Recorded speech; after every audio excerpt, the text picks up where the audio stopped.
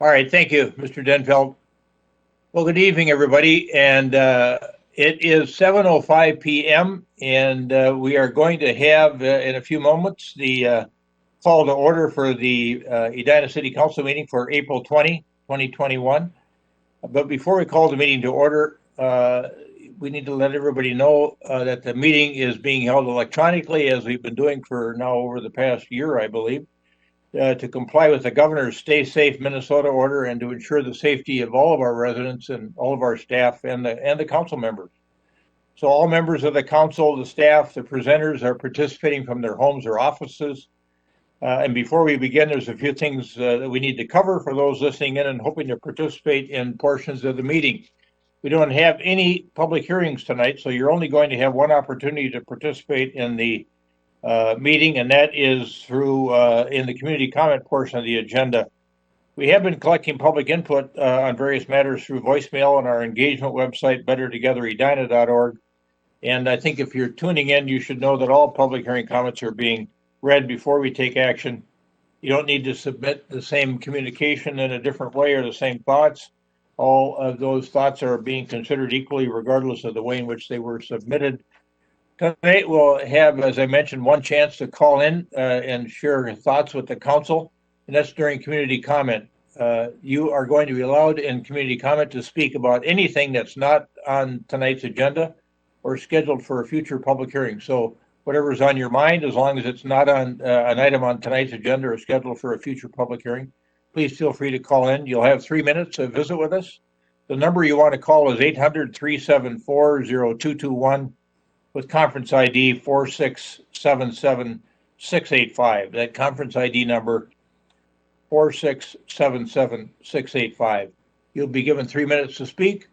Our city manager is a timer. He'll let you know when you are up against the 3 minute mark, and then we need to have you wrap your comments up so that we make sure we're treating everybody fairly and equally here from a time standpoint. So thanks in advance for your patience as we work to conduct this meeting online using different software types and almost 20 people working from remote locations. We'll do our best to make sure the meeting runs smoothly and that your voice is heard. So, and now as I call the meeting to order, it has been quite a momentous day, and I just wanted to comment that as we thought about the meeting earlier in the day, and we thought about the context and view of the verdict in the George Floyd case against Derek Chauvin, I want to just comment that I think for our council and everybody in our community, our thoughts tonight are with the family of George Floyd. Quite an amazing family, the Floyd family. And many of us, I think, have been thinking about them throughout the year. And I remember we first started expressing those thoughts about the family when we had our high school students, including Member Pierce's daughter, participate with a group that created art down at 50th and France that occupied the space at 50th and France and those planters for the whole summer. People expressing those thoughts about the loss of George Floyd.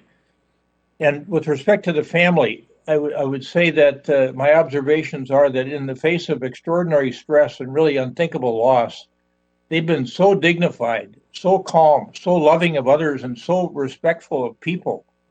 You just can't help but think that it's peace and equality amongst peoples. That's their main goal as they go about doing this in their own sort of gentle way.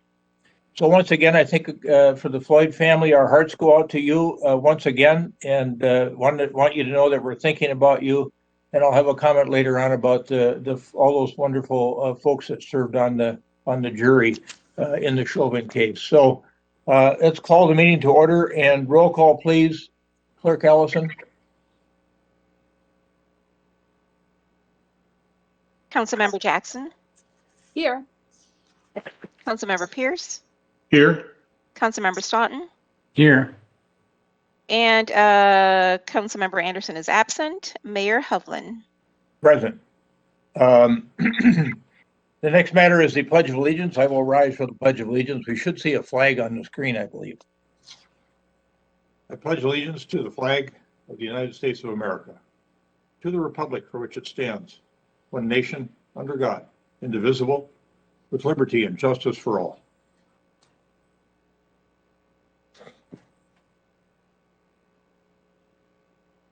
We have a form of meeting agenda in front of us this evening. Is there someone who wishes to move the approval of the meeting agenda as shown?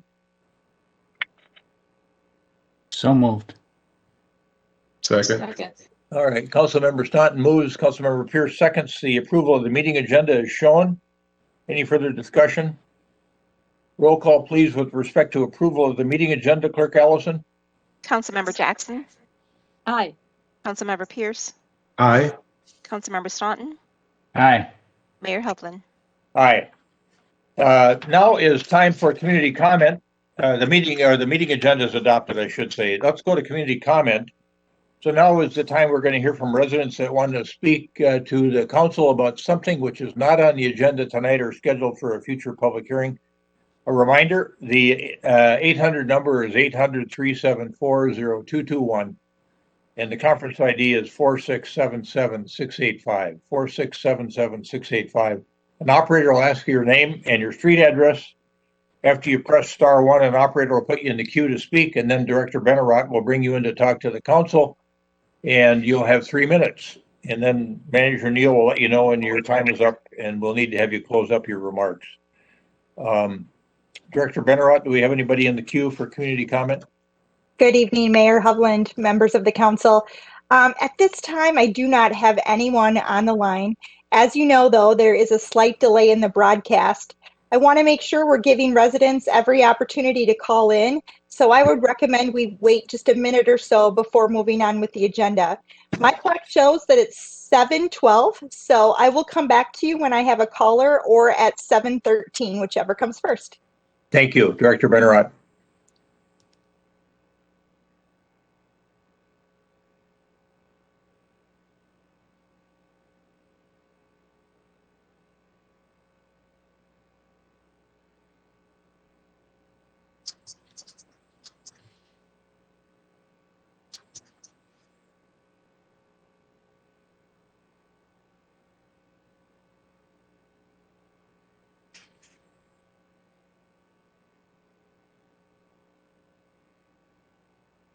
Are there no callers at this time? All right, thank you. We'll move on now from community comment to the city manager's response to prior community comments. Manager Neal, do you have anything that you want to respond to from prior community comments? We did not have any community comment to respond to at our last meeting. All right, thank you. Next is the consent agenda. There's 10 items on the consent agenda. Is there anyone on the council that wishes to remove an item from the consent agenda? Hearing nothing, is there a motion to adopt the consent agenda items as shown? So moved. Second. Member Jackson moves, Member Staunton seconds. The adoption of the items shown on the consent agenda in a single motion. Any further discussion? Roll call, please, Clerk Allison. Councilmember Jackson, Aye. Councilmember Pierce, Aye. Councilmember Staunton, Aye. Mayor Hovland. Aye. The items on the consent agenda are approved and adopted. And next, we're going to move on to special recognitions and presentations. That portion of the agenda has a couple of matters that involve proclamations, and then we're going to get an update from Heidi Lee, our Race and Equity Coordinator, on the racial restrictive covenant work that we're doing in our community. And Member Pierce has been involved in that as well, and it's some really terrific work, and I'm eager to hear about it. But first, we've got a proclamation involving Building Safety Month, and it's a proclamation declaring May 2021 as Building Safety Month. And we've got Dave Fisher with us, our Chief Building Official, to accept the proclamation.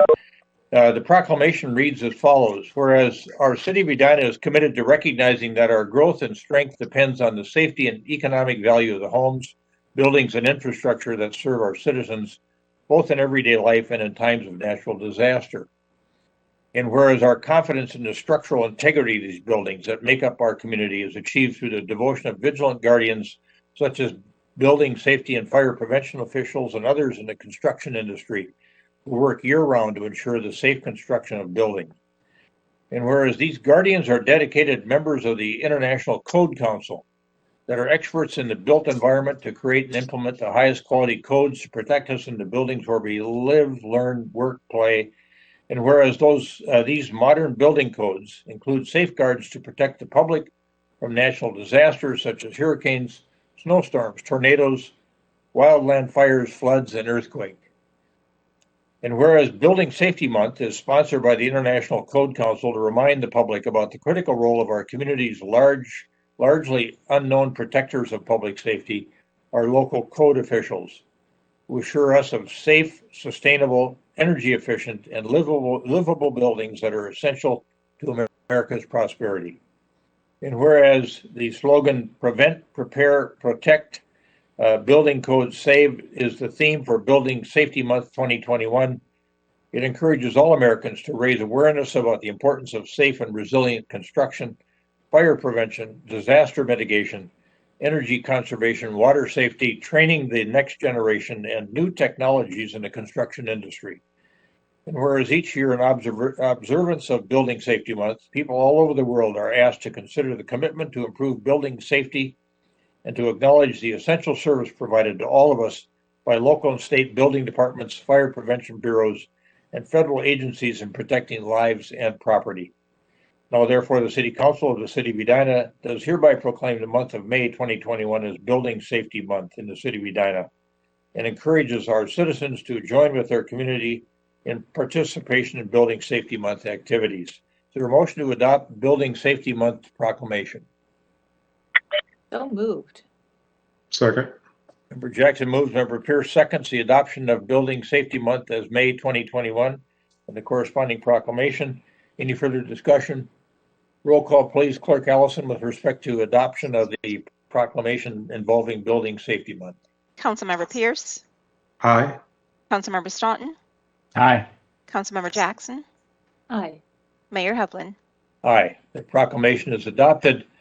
Dave Fisher, our chief building official, as I mentioned, is here to accept the proclamation and may have some remarks that he wants to make as well. I'm going to be really quick and sweet here. I appreciate you supporting our department, and I appreciate you moving forward with the proclamation for Building Safety Month of 2001. 2021, May, the month of May. Anyway, we really appreciate your support. Thank you. All right, thanks, Mr. Fisher.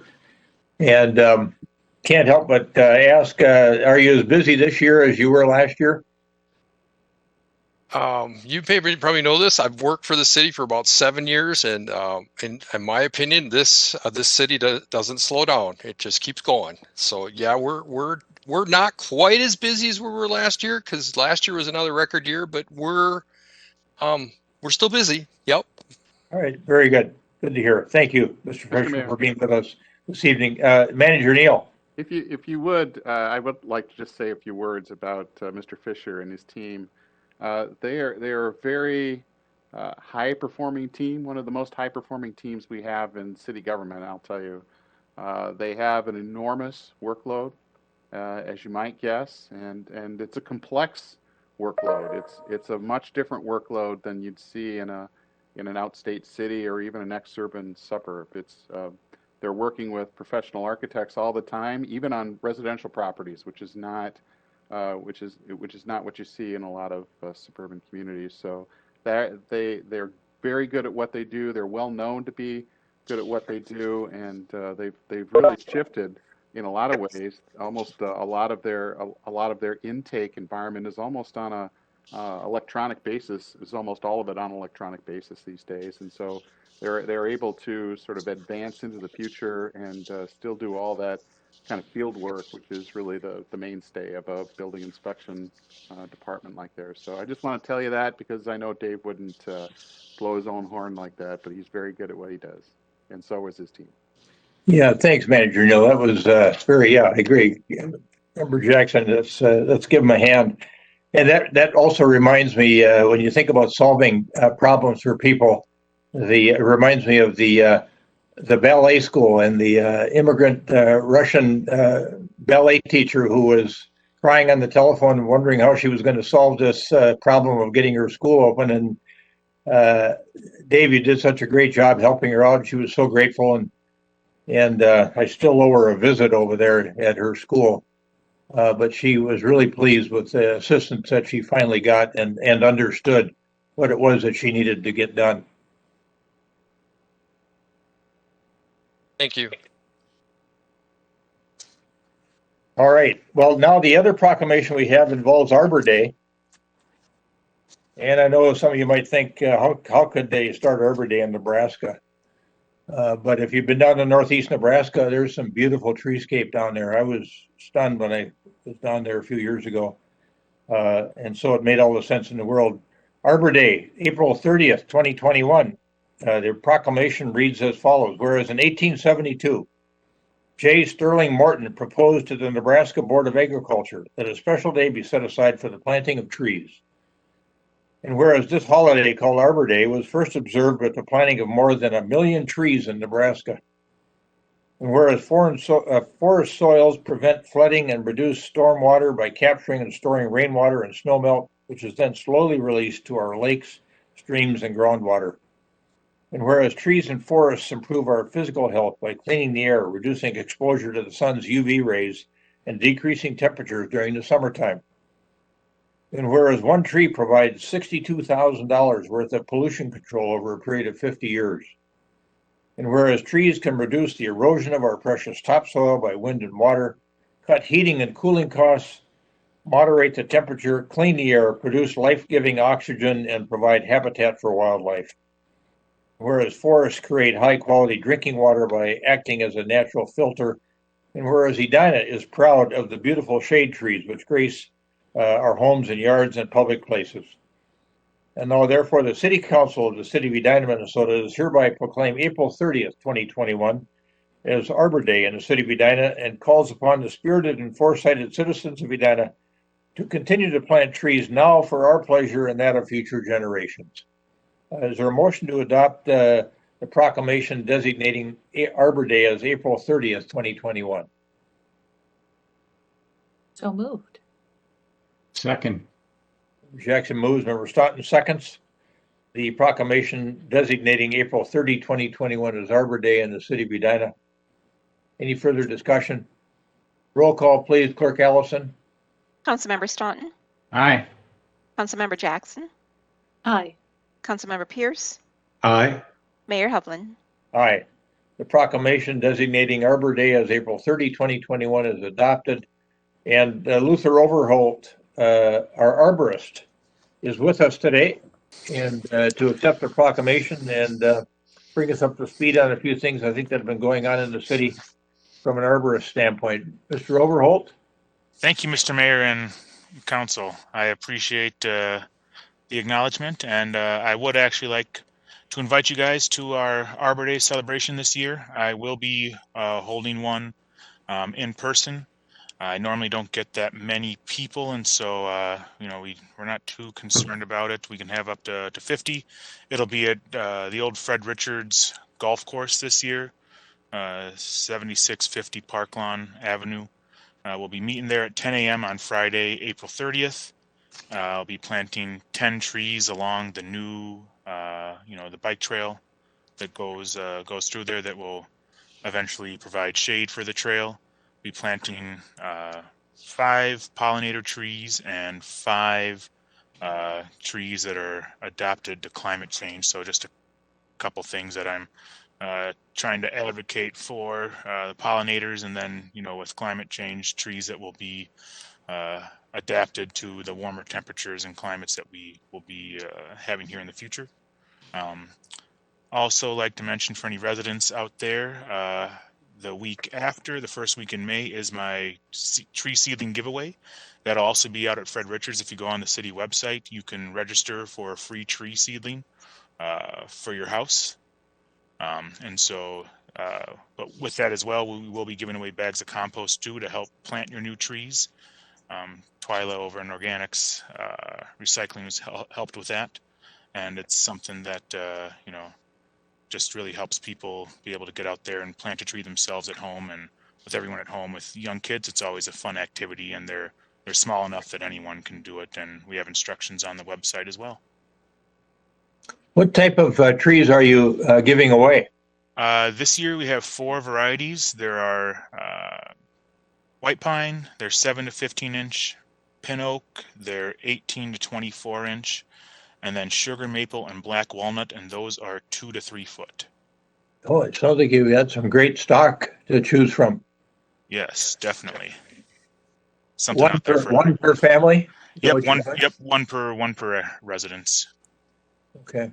I know we still do have some left. I think the sugar maples and white pine have been most popular, but I believe there still are some of all of them left. And would you go over one more time how people would register for a free tree? Yep, the easiest way I found is if you just go on the city website, edinamn.gov, and then in the search bar, up in the top right corner, just search tree giveaway. The link to the page with the giveaway is on there. And you do have to go register on Max Galaxy still. It was the only way we could figure out to allow people to register and keep track of them. Otherwise, for anyone who doesn't want to do that, and if you want to risk it, on that Friday, May 7th, we will be giving away any remaining trees, first come, first serve, out at Fred Richards. All you have to do is show your ID with an Edina address on it. And so if you can't figure out registration, or if you don't want to, that's an option too. And on that Friday, we'll give away anything that's left over.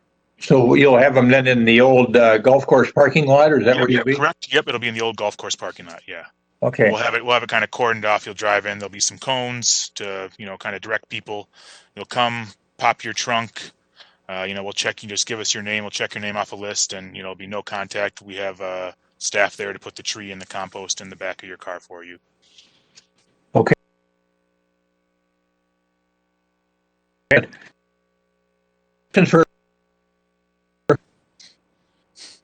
Give us an update on Arden Park, how all the trees that you planted down there, or we planted, are doing. So we still haven't actually, I haven't done a final walkthrough with the contractor there yet.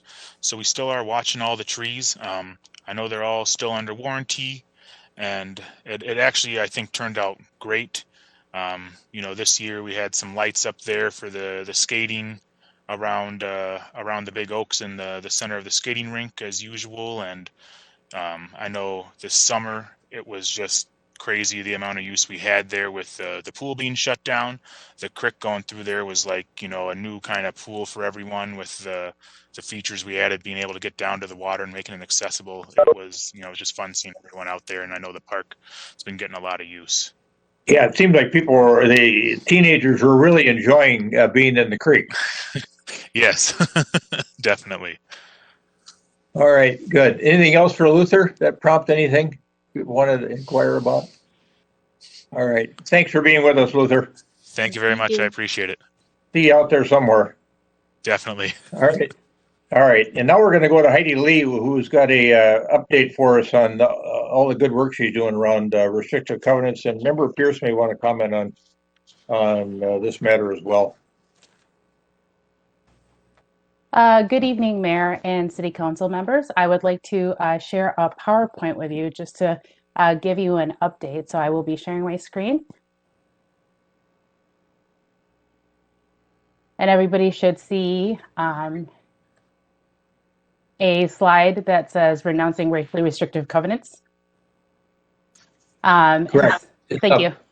And I just want to first give you a brief history of the racially restrictive covenants, not only in Minnesota, but in Edina, to also give you updates as far as just deeds and the work that is being done by staff members. So in the next slide that you'll see is an example of a racially restrictive covenant that has been on a housing deed for Hennepin County.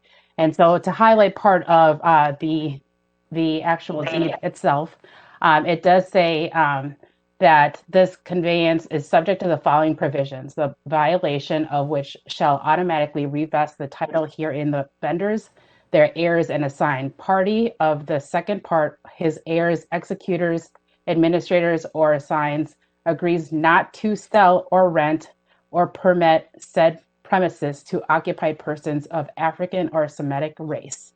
And so really this is the reason why we are here to really talk about what the impacts have been of racially restrictive covenants. And to be able to do that, I want to provide a high level historical information to you as a council. And so really in 1910, Minnesota real estate developers started writing racially restrictive covenants in property deeds. You'll notice that in 1953, Minnesota legislation prohibited the use of racially restrictive covenants in housing deeds. And then in 1968, it was actually then ruled as illegal through the Fair Housing Act. And I wanted to highlight Mapping Prejudice in 2016 actually was the first organization to provide a comprehensive mapping source for racial covenants in Hennepin County. So they've done a lot of work. There is a website you're able to see kind of just the growth of their work and really looking at different racial covenants and looking at those manually. So visually looking at deeds and being able to map that. And I'll be able to kind of tie in why mapping prejudice is important as well. And then in 2018, a bill was actually introduced by Minnesota legislatures to renounce racial covenants. And in 2019, Governor Walz then signed a bill that allowed homeowners to disavow racially restrictive covenants. So you'll notice that there is a gap from 1968 until 2019 where covenants were able to be renounced. And so to be able to think about in 2019, with that, Just Deeds is an organization, it's a coalition of different municipalities, title companies, realtors, and city attorneys that provide support to property owners to really look at their property deeds to see if there is racially restrictive covenants and support that. Not only do they provide this support, they actually provide educational resources. So books, videos, and podcasts on their website. So the website is justdeeds.org. And this is actually a growing coalition of cities.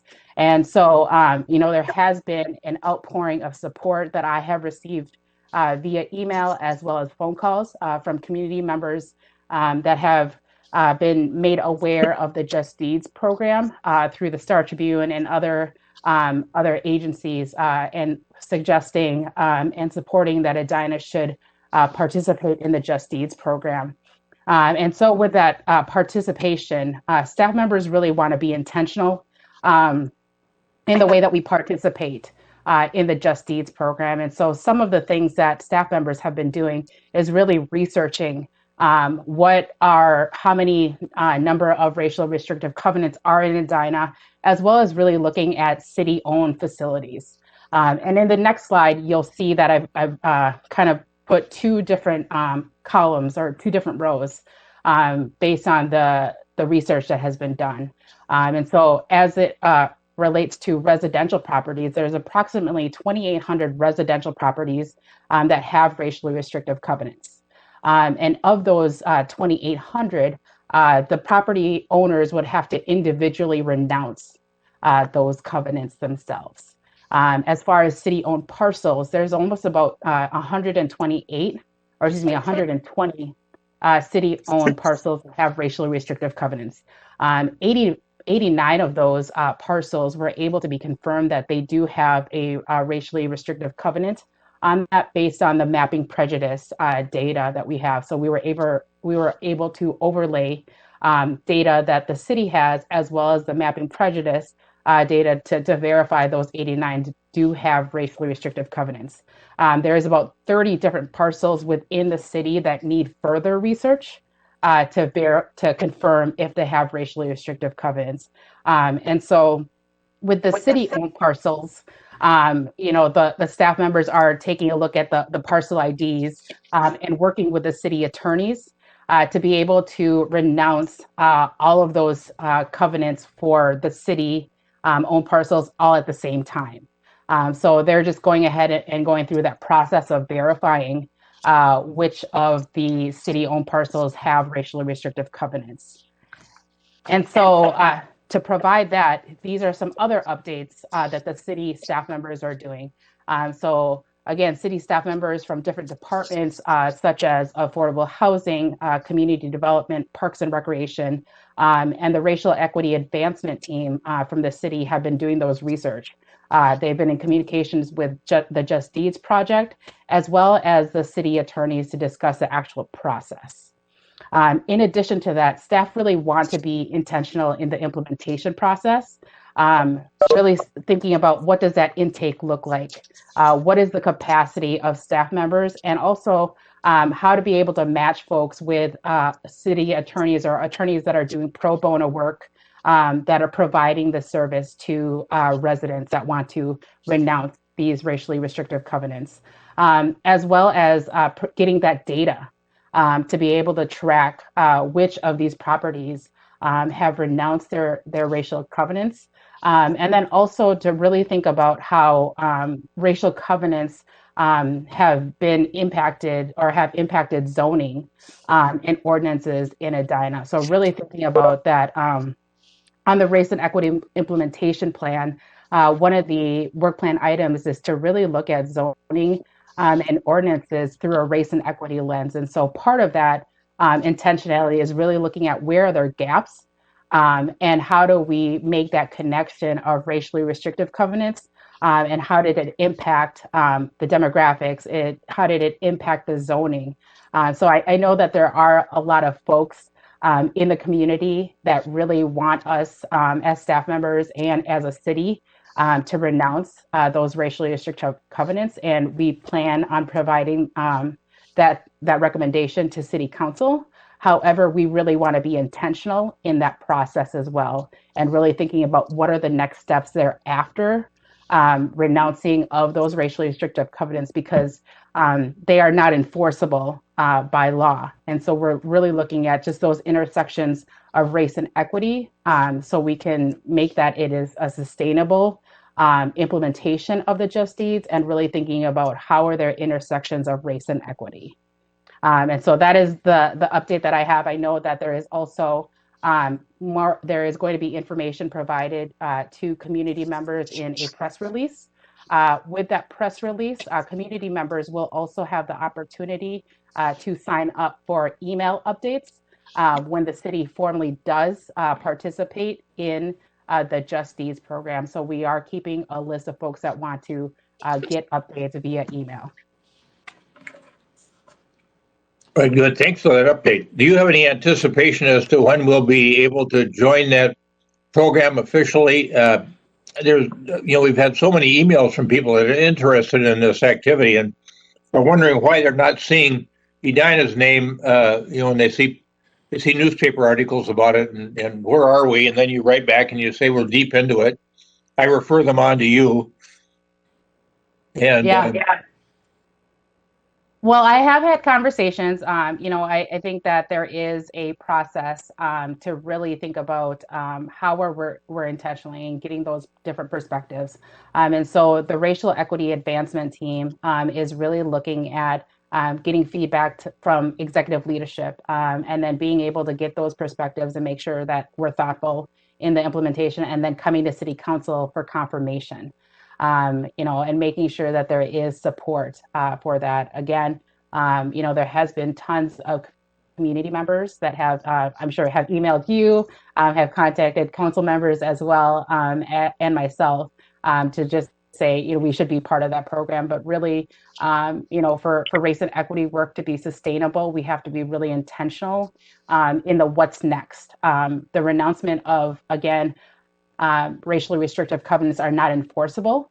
However, we want to be able to bridge what has been the impact of racially restrictive covenants on zoning or ordinances within the city, and to be able to get tangible data that connects that as well.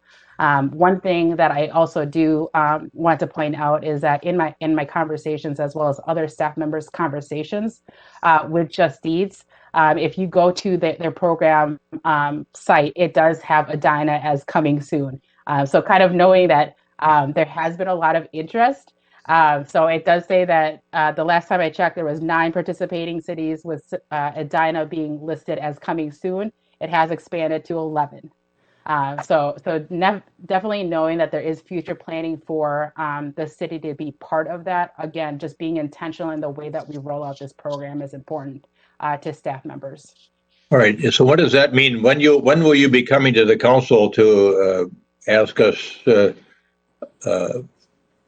for permission to participate? Or I don't know exactly what the request would be, but what's your anticipation there? Anticipation is at the end of May. Okay. So really it is, other cities have just done a resolution to participate in the Just Eats program. And so that is the plan when we formally ask council to support participation.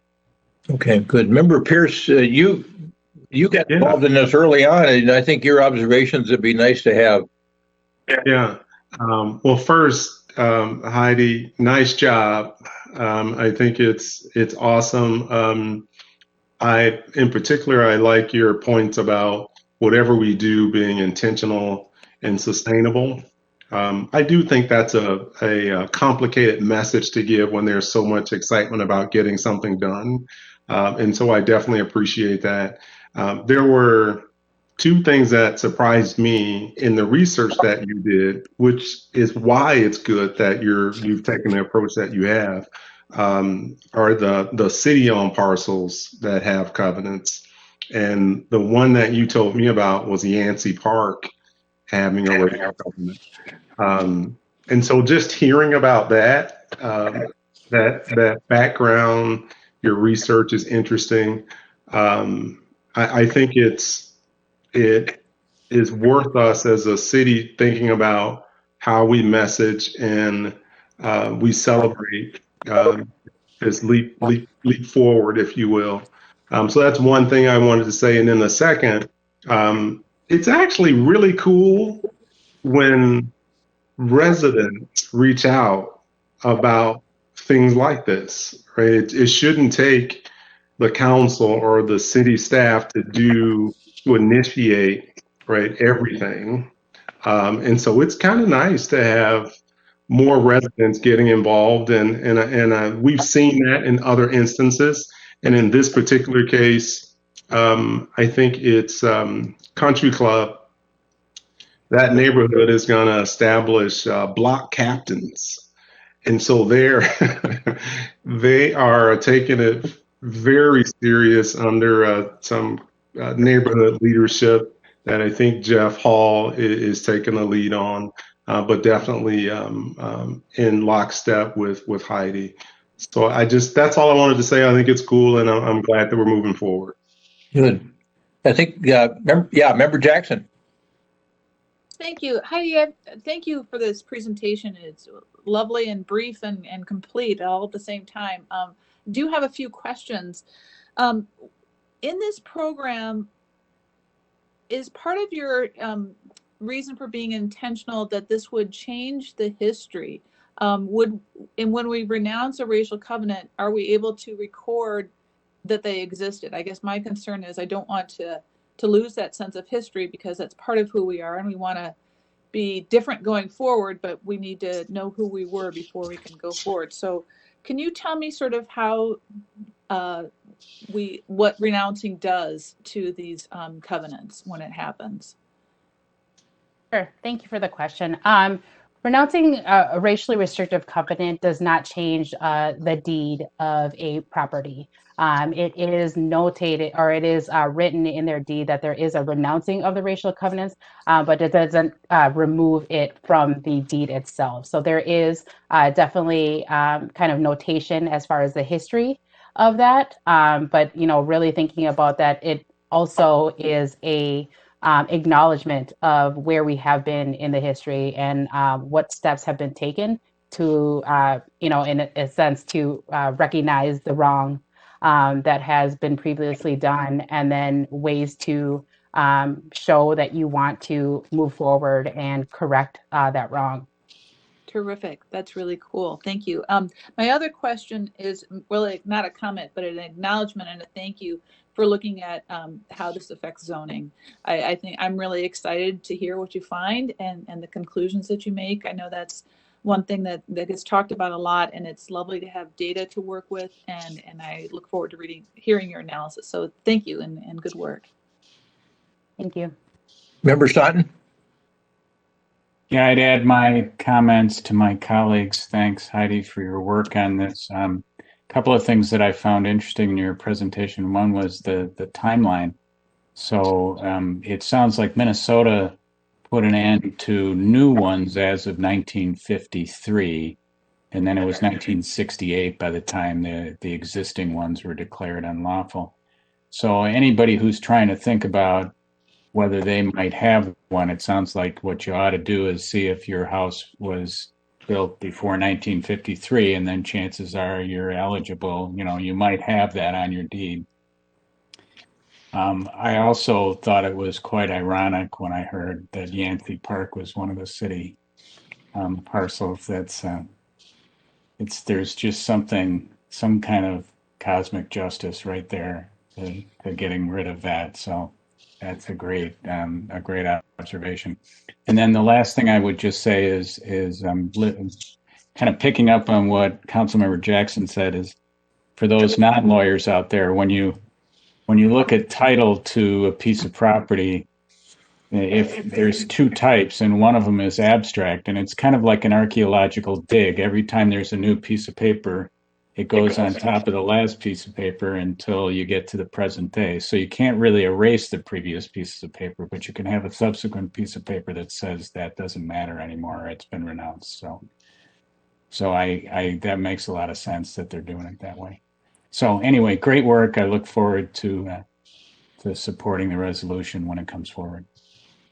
Thank you. Thank you. I think these are residents that have been in contact with me find these covenants to be so personally offensive that they can hardly wait to get that corrective entry in there, if you will, or that renunciation of that prior entry on the abstract, as Member Staunton says.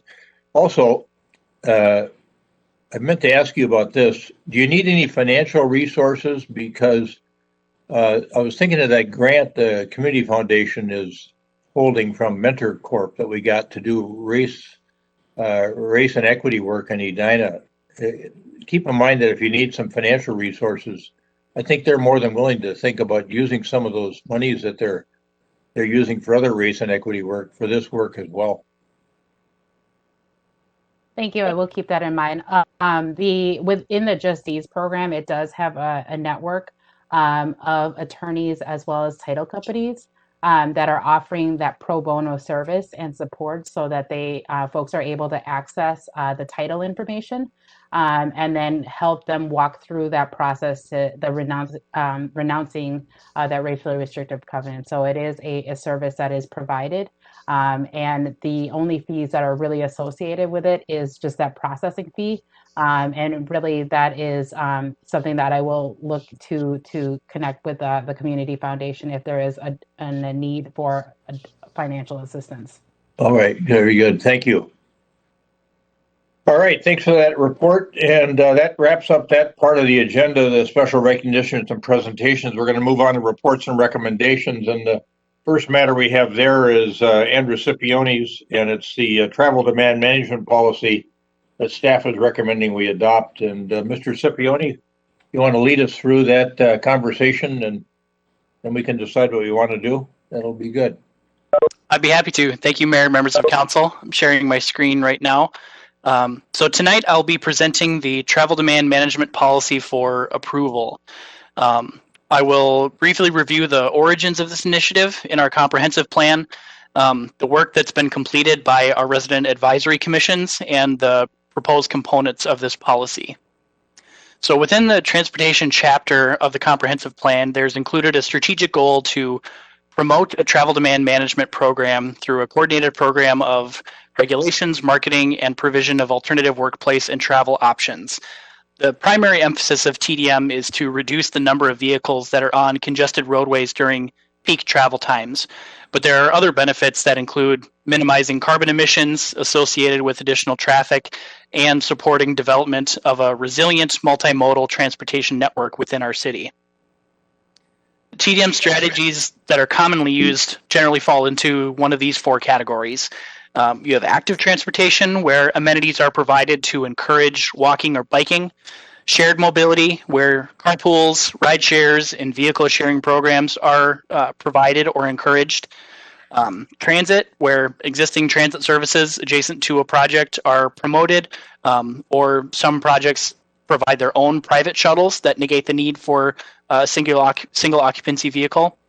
And then flexible work scheduling through implementation of flex hours, flex schedules, or providing telecommuting resources. So after the completion of the recent comprehensive plan, the Transportation Commission formed a committee with members of the Planning Commission to develop a TDM ordinance in 2019. That committee presented the draft ordinance to council at a work session last April. And then based on the feedback at that work session, staff began developing the policy that's in front of you tonight. The policy has been presented to both the Transportation Commission and the Planning Commission. The TDM policy will generally require development applicants to include TDM plans as part of their traffic impact studies. As a reminder, the traffic impact studies are required where site density is proposed to increase, parking stall variances are requested, rezoning or a comp plan amendment is requested, or if the project is along a roadway that is at or approaching capacity. These TDM plans serve to show that new projects are designed in ways that reduce reliance on motor vehicles. So this policy proposes two levels of applicability, understanding that each development has its own unique impact on the city's transportation network. Tier 1 is the highest level, which is required when a project has 50 or more residential units, 100 or more parking stalls required, where a parking variance is requested, or as otherwise required by a council condition. Some recent examples of projects that would fall under this category include 7001 France, the Millennium at Southdale, and Edmondson Flats. Tier 2 would be required where a project has 10 or more residential units, 20 or more parking stalls required, a gross floor area of 5,000 square feet or more, or again, as required by council condition. Some more examples of projects that fit under this category would be Edina Flats, New Horizon Academy, and Caribou Coffee and Bagels. Both of these levels would require that the applicant identify strategies, implementation measures, and timelines. Tier 1 projects would be required to identify at least 5 unique strategies, while Tier 2 projects would be required to identify at least 3 unique strategies. Both levels would also require identification of proposed expenditures to implement those strategies. In addition, the Tier 1 projects would require analysis of anticipated single occupancy vehicle trip reduction, peak or SOV trip reduction goals, and evaluation measures. This policy is proposed to be administered by engineering staff as part of the current traffic study process.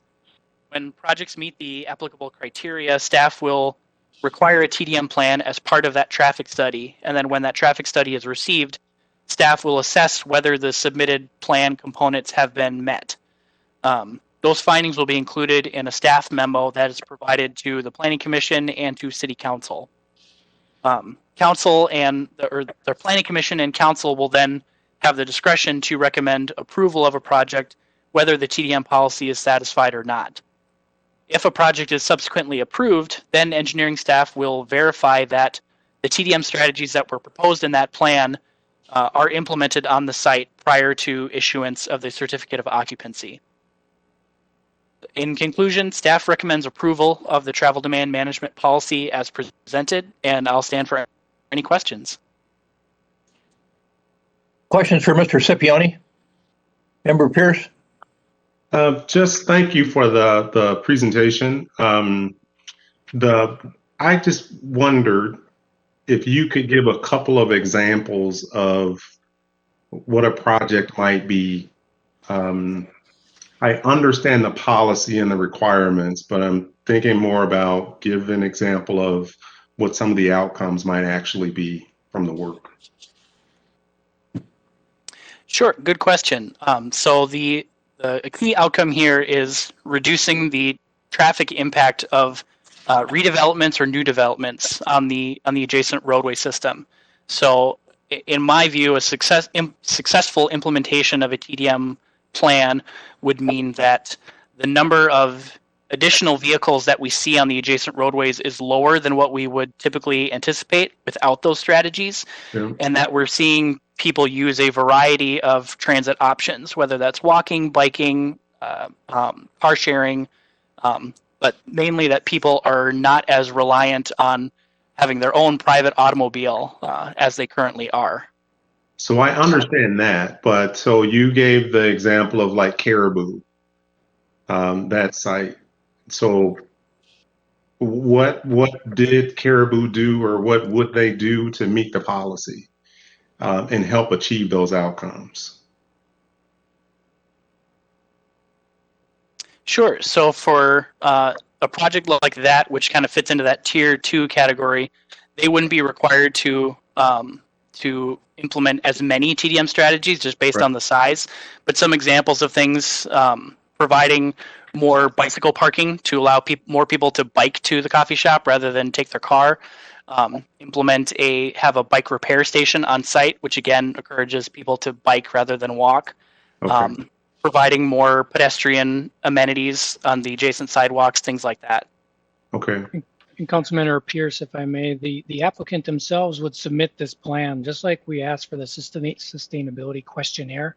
It would be part of their submittal with these applications. So not only would they do the formal application materials, this would be another thing that they would have to address. And engineering staff would make sure that it's part of that application, and we will give you a memo to say, yeah, they met the conditions of the TDM based on these tiers. And then staff would review whether or not they did what they told us they were going to do before they could occupy the building. Yeah, so the thing that I struggle with is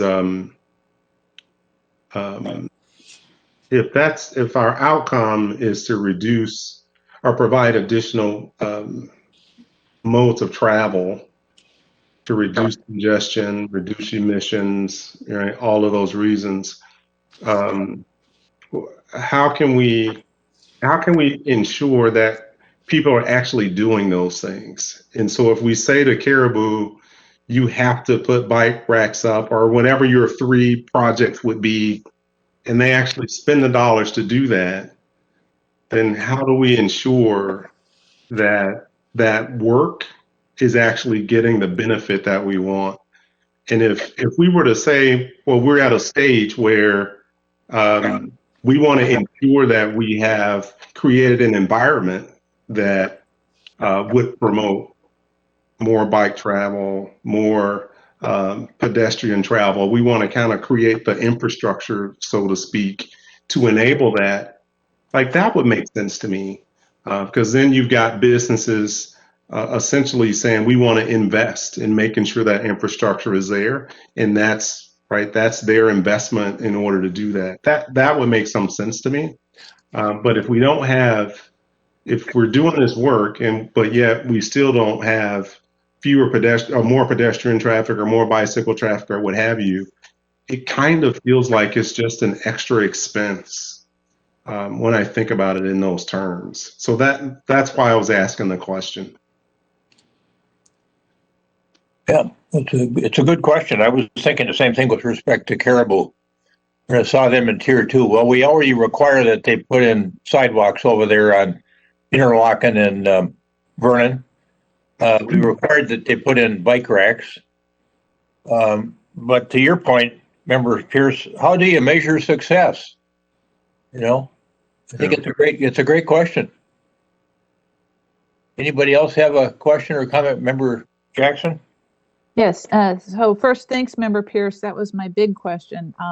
So I agree with that. Another thing is the standard of review. Is it just when the sheet comes to the city? Is it just, yes, they've got there's the presence of answers, or is there, this is a good answer, this is a bad answer? Is there any sort of standard of review of by how the staff does that? So that's my first question. And I'll let you answer that, and I've got a couple others. Sure, that's a good question. So The review will include not only verifying that they have provided the minimum number of strategies that are required, but also that those strategies are appropriate for the development. In the example of Caribou Coffee, if they're proposing telecommuting, that's really not an option for a coffee shop. The employees have to be there, present on site, in order to do their work. So if that was a strategy that was proposed, that's probably something that we're not really going to consider an appropriate strategy. It's hard to kind of definitively outline what strategies are for sure appropriate for each development because each one is so unique. But that kind of subjective review will be part of the staff analysis. Okay. So my second question is, will this require any new staffing for the city, or about how much time will this take? Do we need to hire anybody to do this? Good question. I don't anticipate that it will require any additional staff. This will just make the engineering staff that reviews the traffic impact studies already. We'll just have to do a little bit additional work to look at those TDM plans and make sure that they are appropriate for the project. Okay, great, thank you. And then my final question is, once this is in place, I hope that you will do an evaluation like Member Pierce recommended, but then also once you've started doing evaluations, recommend best practices, sort of what's working and what's not, because I think that would be important to the sustainability of this project. So thank you. It's a lot of work you guys put in, and I appreciate it. Thank you. On that point of evaluation, that is a good point to consider. I kind of view this policy as kind of a starting point, and if this is adopted, then we can come back in a year or so, look at projects that have submitted TDM plans and study them to see if we're seeing that single occupancy vehicle trip reduction that we expected to see, and either make changes to the policy as we go along, or potentially go further and adopt it into an ordinance if council desires. Thank you. All right. Member Staunton, any questions? Excuse me. Nope, thanks. Okay. When I think about years gone by when I was on the 494 Corridor Commission, I think Eden Prairie's had one in place for quite a while. And but it was always discussed in the context of larger multifamily buildings or office buildings that had a certain threshold number of employees, is my recollection. And Manager Neal may have a good sense of this, but it does worry me a little bit about the tier 2 people. The tier 1, I think you've got a chance to have them do some things that could make a difference. But we're on the tier 2 people, we're already requiring some of those elements in their designs. Manager Neal, you want to comment about your experience in Eden Prairie with their TDM ordinance? Yeah, I would confirm your observation, Mr. Mayor, that it made a difference to the big draws, but not so much to the mediums and the smalls. And at that time, when it was being implemented, there was a lot of new business and industry coming into the Golden Triangle part of town, and they were having a lot of traffic stress on 212 and so forth at the time. So it developed in that community out of a really substantial need to suppress traffic. And over time, would you during the time you were there, would you observe that it had value having a TDM ordinance or policy? Yes. Yep, yeah. I do. I like the approach we're taking with the policy side of it, not embedding it in an ordinance right away, because I would like to see how it works with these two different tiers. Okay, any other questions? So let's handle it this way. Is there a motion to approve the travel demand management policy as recommended by staff? So moved. Second. Got a motion by Member Staunton, second by Member Pierce to approve the travel demand management policy as recommended by staff. Any further discussion? Roll call, please. Councilmember Jackson. Aye. Councilmember Pierce. Aye. Councilmember Staunton. Aye. Mayor Hovland. Aye. Policy is adopted. Thank you, Mr. Scipione. The next three matters under this portion of the agenda, Director Milner has, and they involve some projects we've been working on for quite some time. First one is the Melody Lake A and B, Grandview A, Birchcrest C neighborhood roadway reconstruction project that's embodied in improvement BA 457. Director Milner, you want to take that one first? Yes, Mayor, thank you. Like you mentioned, resolution number 2021-34, Melody Lake, Grandview, Birchcrest, the neighborhood roadway reconstruction project. So recall we've had two public hearings. We had the December 7th, 2020 public hearing on the project. And then we realized we had a mailing address issue, and we conducted a public hearing at the last council meeting on April 6th, 2021. For those Grove Street addresses outlined in the green box and the arrow. So since that latest public hearing, April 6th, we had no additional comments. So during the course of the meeting and online, we didn't receive any comments during that April 6th public hearing. Recall those initial discussions, there was some project cost concerns. So we did not approve, you did not approve the preliminary special assessment amounts in December. You allowed staff to bring back better costs and assessments with the bids, and that's allowed under Chapter 429 state statute, and we can continue that public hearing for up to 6 months. So this evening, we want to make a decision on this project in regards to ordering the project and on the assessments. So also recall that on April 6th, the City Council revised the assessment policy and removed subcuts in public retaining walls from assessments. So the preliminary estimated assessments for this project in December, so the pre-assessment policy revision, was $24,200. After the revision and receiving bids with a 5% contingency on those bids, the estimated assessment per RU is $17,200. We take out that contingency, we would have an estimated assessment of $16,400 per RU. Based on those bid results. So this is the estimated REUs for the project as a reminder that we reviewed in December. You can see that most of the properties are 1 REU in value with some differences for corner lots and city properties. But we're asking council tonight to approve a preliminary assessment of $17,200 per REU, and we would manage to that $16,400 per REU that we saw in the bids. So with that, staff believes this project is feasible, cost effective, and necessary to improve the public infrastructure in that neighborhood.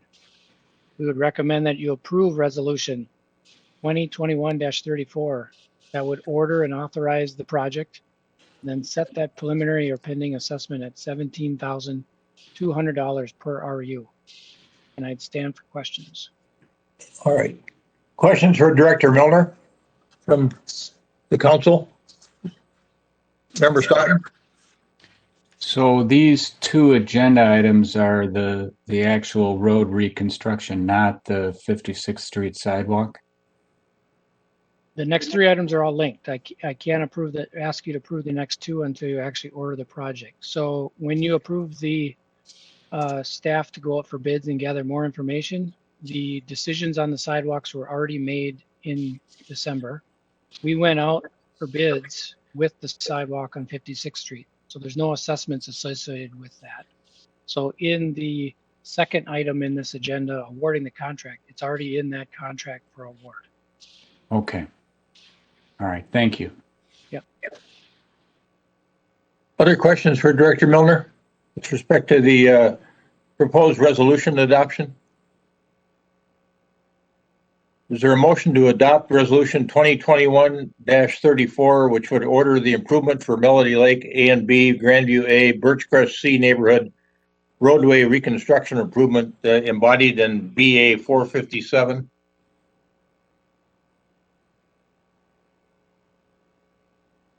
I'll move that. Member Jackson moves. Second. Member Pierce seconds. Further discussion? Roll call, please, Clerk Allison with respect to the adoption of Resolution 2021-34 as stated. Councilmember Pierce, Aye.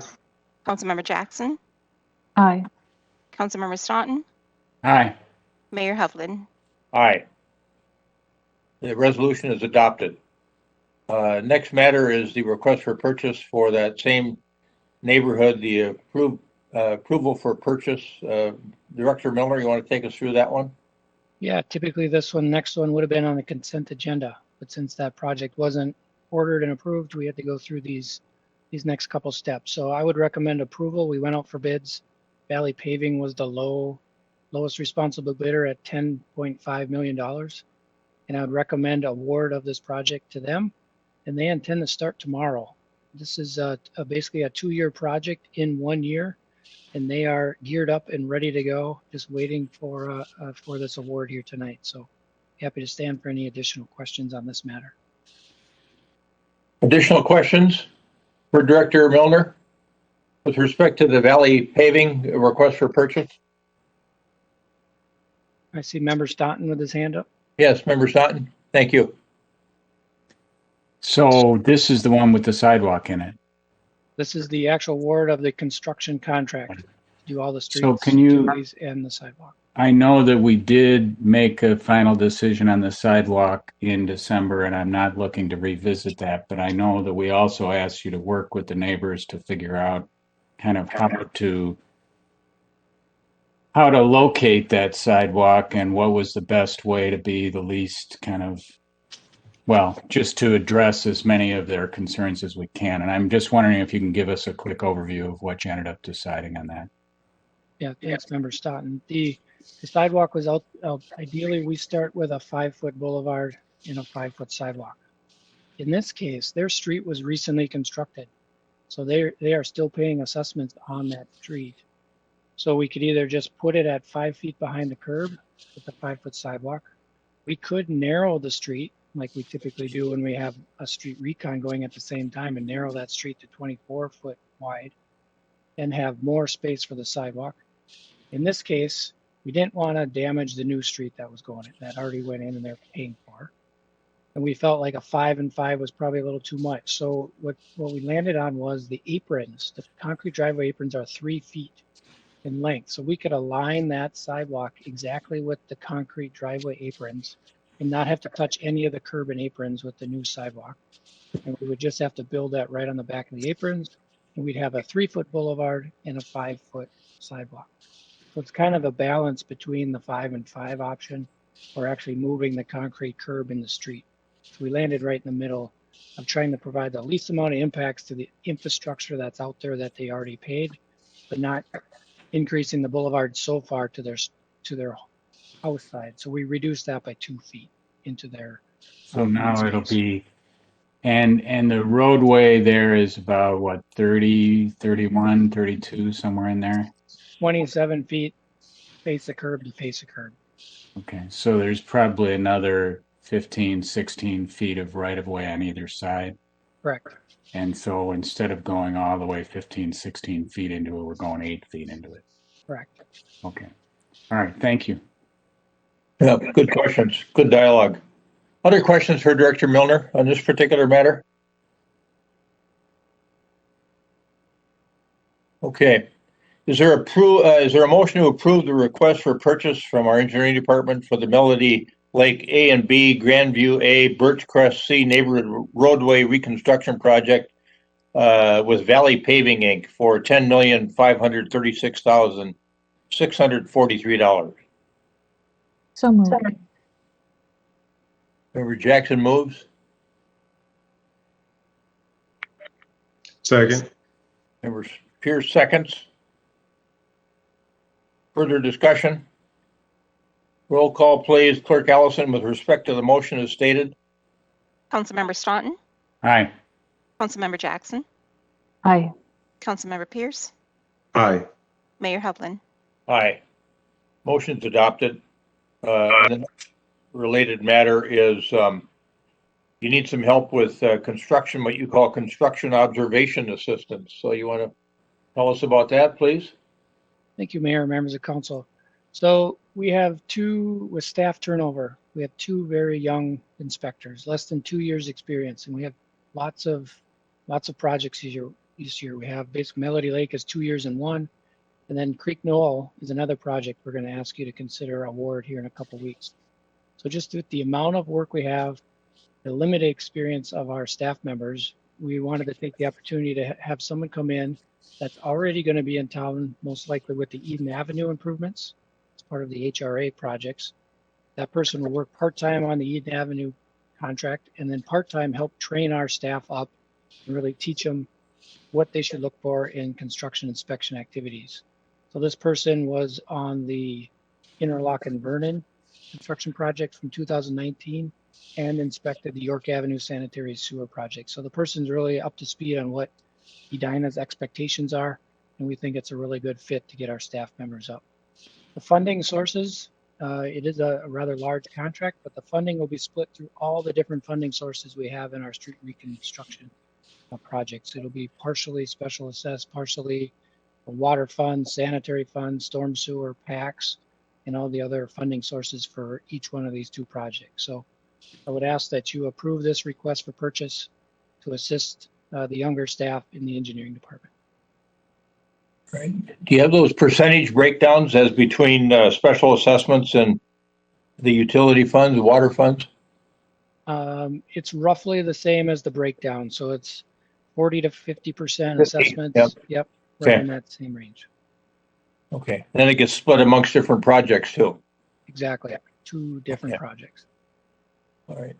Other questions from council members with respect to the request from Director Milner for construction and observation assistance entering into a contract with Short Elliott Hendrickson for $117,895? Okay. Is there a motion to approve the request for purchase for construction and observation assistance with Short Elliott Hendrickson for $117,895? So moved.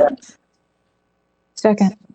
We got a motion by Member Staunton, second by Member Jackson. Any further discussion? Roll call, please, Clerk Allison, with respect to the motion as stated. Councilmember Jackson, Aye. Councilmember Pierce, Aye. Councilmember Staunton, Aye. Mayor Hovland. Aye. The request for purchase is approved with SEH. All right, and then thank you, Director Milner. And now we're going to move on to Ross Bittner, our Engineering Services Manager, has a request for purchase involving a request for purchase of engineering services for the Morningside Flood Infrastructure Project. Mr. Bittner. Hello, Mayor. Hello, council members. Thanks for having me here tonight. I'm going to share my screen and present to you the results of a extended engagement in the Morningside neighborhood for flood infrastructure. Give me one moment.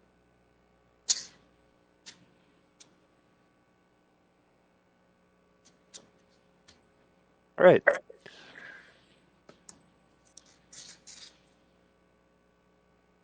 So this is going to be a very similar presentation to the one I provided to the council at the prior work session last month.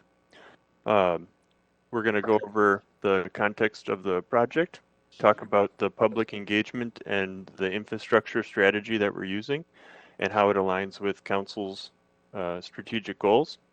I'm going to describe for you the recommendation that staff has, and then we're going to talk about the decision and the next steps that we're recommending to you tonight.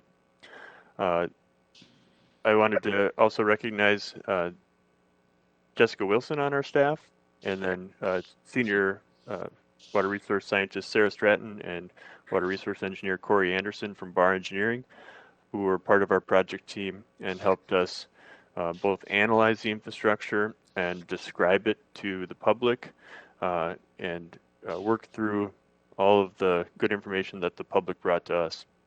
We were valuable partners in this process, and they are also on the proposed design team going forward. This is an opportune time to continue and move forward on a discussion that we've already been having for several years. This kicked off as part of our comprehensive water resource management plan, and it was extended in our flood risk reduction strategy, where we use the Morningside neighborhood as a focal geography to test some of the infrastructure, regulatory, outreach and engagement strategies that we're using. And we're preparing for 2 street reconstruction projects in 2022 and 2023. This is an generational infrastructure. The time to make the flood improvements is at the time of some of the infrastructure changes. We never get this chance again at the same price point. Retrofitting these things into neighborhoods after the fact and after all the utilities and streets are new would be a much more expensive proposition. Moving forward, 2021 would be the year of design, and then we would be building a major portion of the phase in 2022 with the first phase of the Morningside neighborhood, with the second phase finishing out in 2023. So the context from our flood risk reduction strategy, we had 2 major areas of work, the infrastructure and the outreach and engagement area of work. And these 2 worked hand in hand. Oftentimes when we're describing what the current infrastructure provides for flood services and the risk on the landscape, it has to do with the amount of storage that's in the landscape and the size of the pipes that can move that flow. But we wanted to make sure that we are using some of those touch points with residents to really describe what people can do to reduce their own vulnerability, so that we can help the community get that skill to comprehensively reduce our flood risk. So we made a lot of information readily available, and that can sometimes bring a little bit of anxiety when you're describing a risk that some people have definitely felt, but others, new residents, may not have. So it's a real communications challenge. The engagement spanned last summer and the fall. We took the public through a variety of scenario developments. We met again with the council to update you in the fall of last year. And we're at the point of decision now. We have used the engagement to well align this infrastructure project with the needs and the sensitivities of the public. And you can see this was our schedule from the engagement. Right here, we move into design after this pivot point.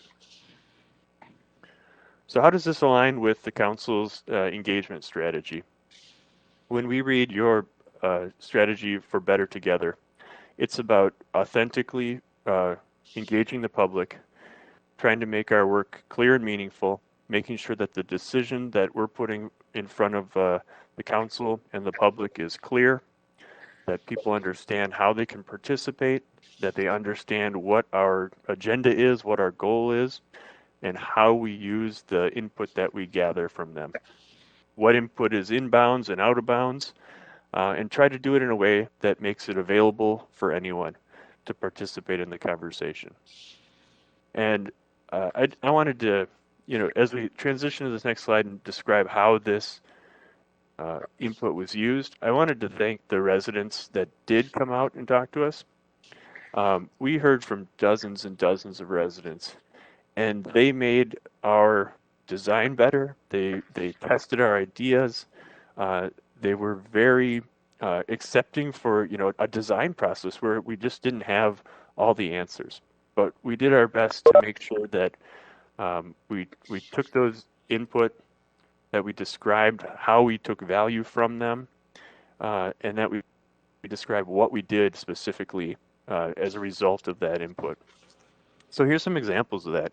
We've got 4 specific design goals in our project that resulted directly from our conversations with the public. So on several of our earlier scenario developments, we actually we got it wrong. We didn't make it better for everyone. There was risk increasing for some homes. it was clear that that wasn't acceptable to the public. So we included as a specific design goal.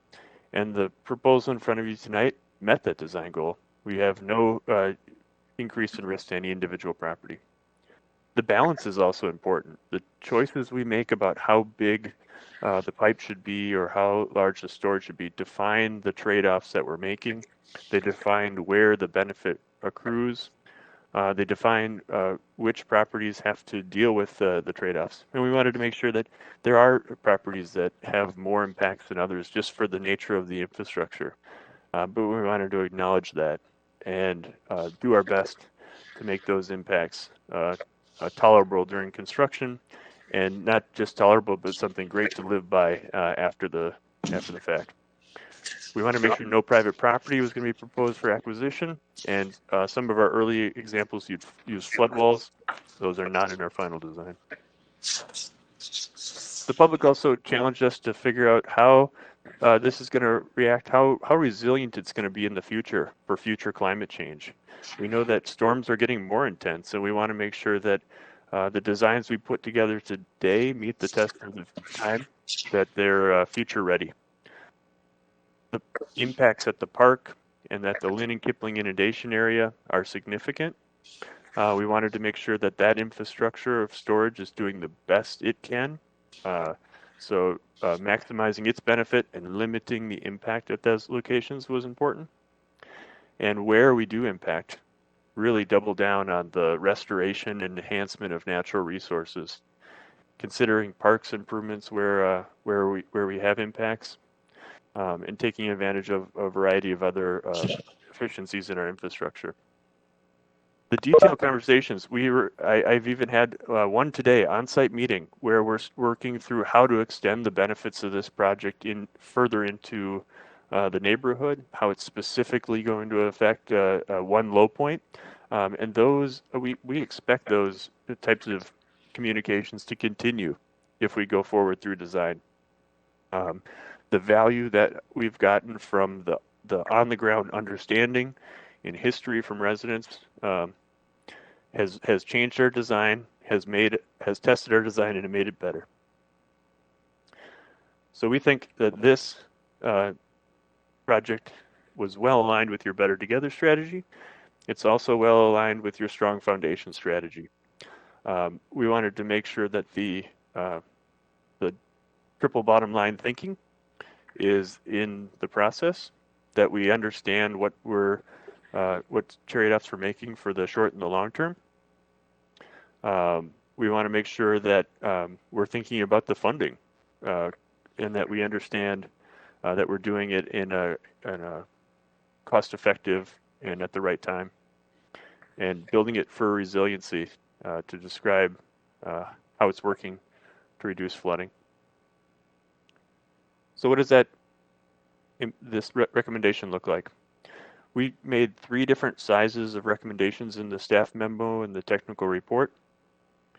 And we didn't want to call them small, medium, and large because it started out at about a $5 million project, and that's by no means small. So we chose the name big, bigger, and biggest. And on the screen here, you see some red X's. Some of those were part of the biggest $15 million option that just weren't performing as well, that were redundant to some of the other things that we were doing. And it just wasn't providing the value. So the recommendation includes all of the numbers that aren't X'd out here. And it uses a 2-part strategy. The first is safely store the water. Create additional storage in the lower areas of Lynn and Kipling inundation area and an expanded Weber Pond.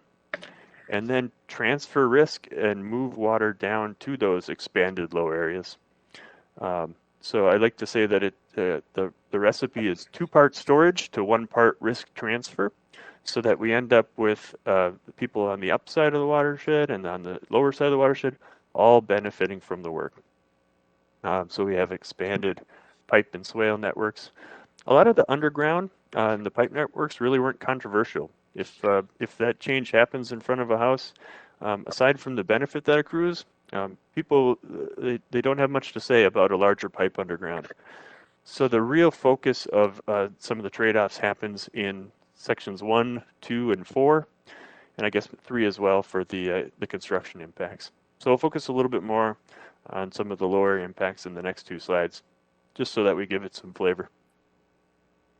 So at the park, while the size of the pond gets more than doubles, it increases by 240%, we make that pond work much harder, including increasing its storage by about 600% or 6 times. This storage on the low side of the watershed is foundational to all of the benefits that we're able to plumb in upstream. We want to restore and enhance the natural areas and use some of those impact areas to create parks connections and make that a very aesthetic and enjoyable space that people can walk through and play with their dogs. The impacts to the Weber Woods property includes more than 6 acres of tree removal for the expansion of the pond. There's a section of that's more than 2/3 of the existing site. 3.5 acres or 3.3 acres remain unimpacted, and we tried to stay out of that higher area, the ridge line, with all the very high quality oak trees, instead impacting the lower and more flood affected trees. We can replant a portion of those around the naturally restored pond edge, but some of the current arboreal habitat will become aquatic habitat in the choice of land use that we're making here. The pond property stays fairly similar in size, and the pond extends slightly onto the park property. On the Lynn and Kipling inundation area, this is about a 3.2 acre site, not including the right-of-way space. Here we've committed to save 2 groves of trees, and we're going to determine which ones are highest quality and of best value to save during our tree survey, and through more design and engagement with the neighborhood. We're going to be grading this area, as we are with Weber Pond, to lower the water level and the land elevations, to store more water, and to make sure that this place is, again, supporting of all the wildlife it supports today and more through restoring that natural resource. Now the next few slides I've got show the neighborhood, and these are results from our modeling effort that show existing conditions flooding, and I've split the neighborhood up into 3 pieces: the north, the middle, and the south. And we've made an effort here to describe the risk on a neighborhood scale. To do that, we color the homes this 0 to 5 color shade of red. That just demonstrates some of the potential for structural flooding today.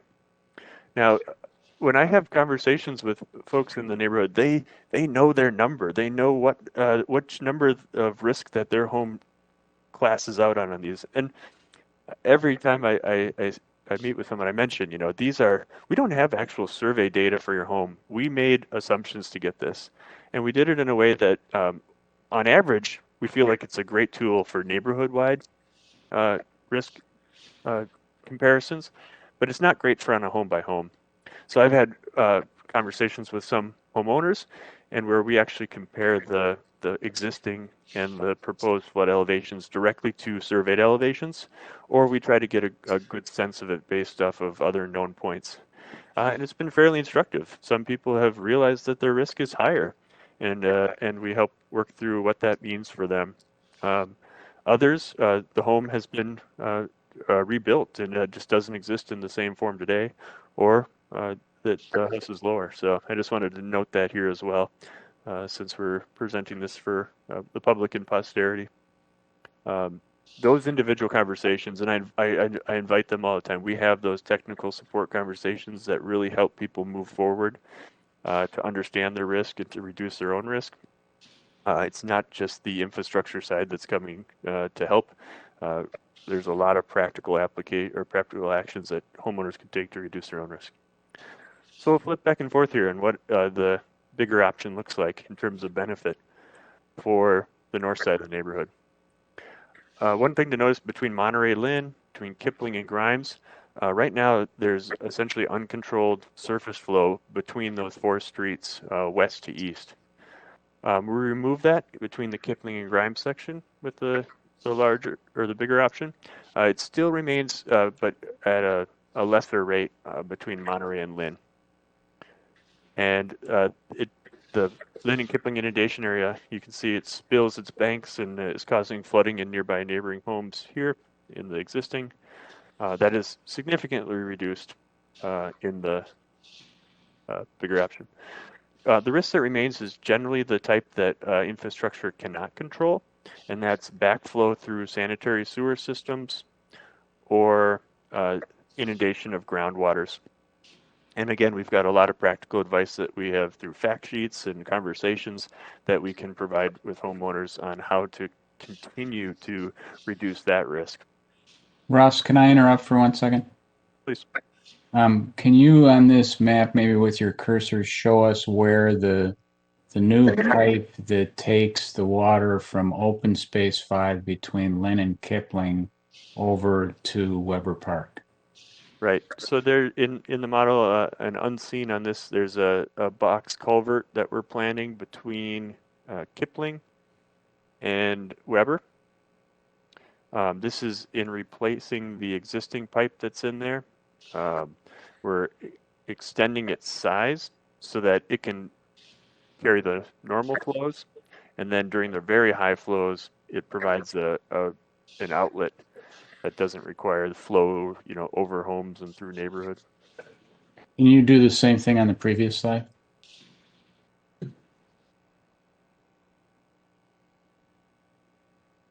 Okay, thank you. So now we'll move to, we'll also note the improvement in the 42nd Street and the France Avenue corridor.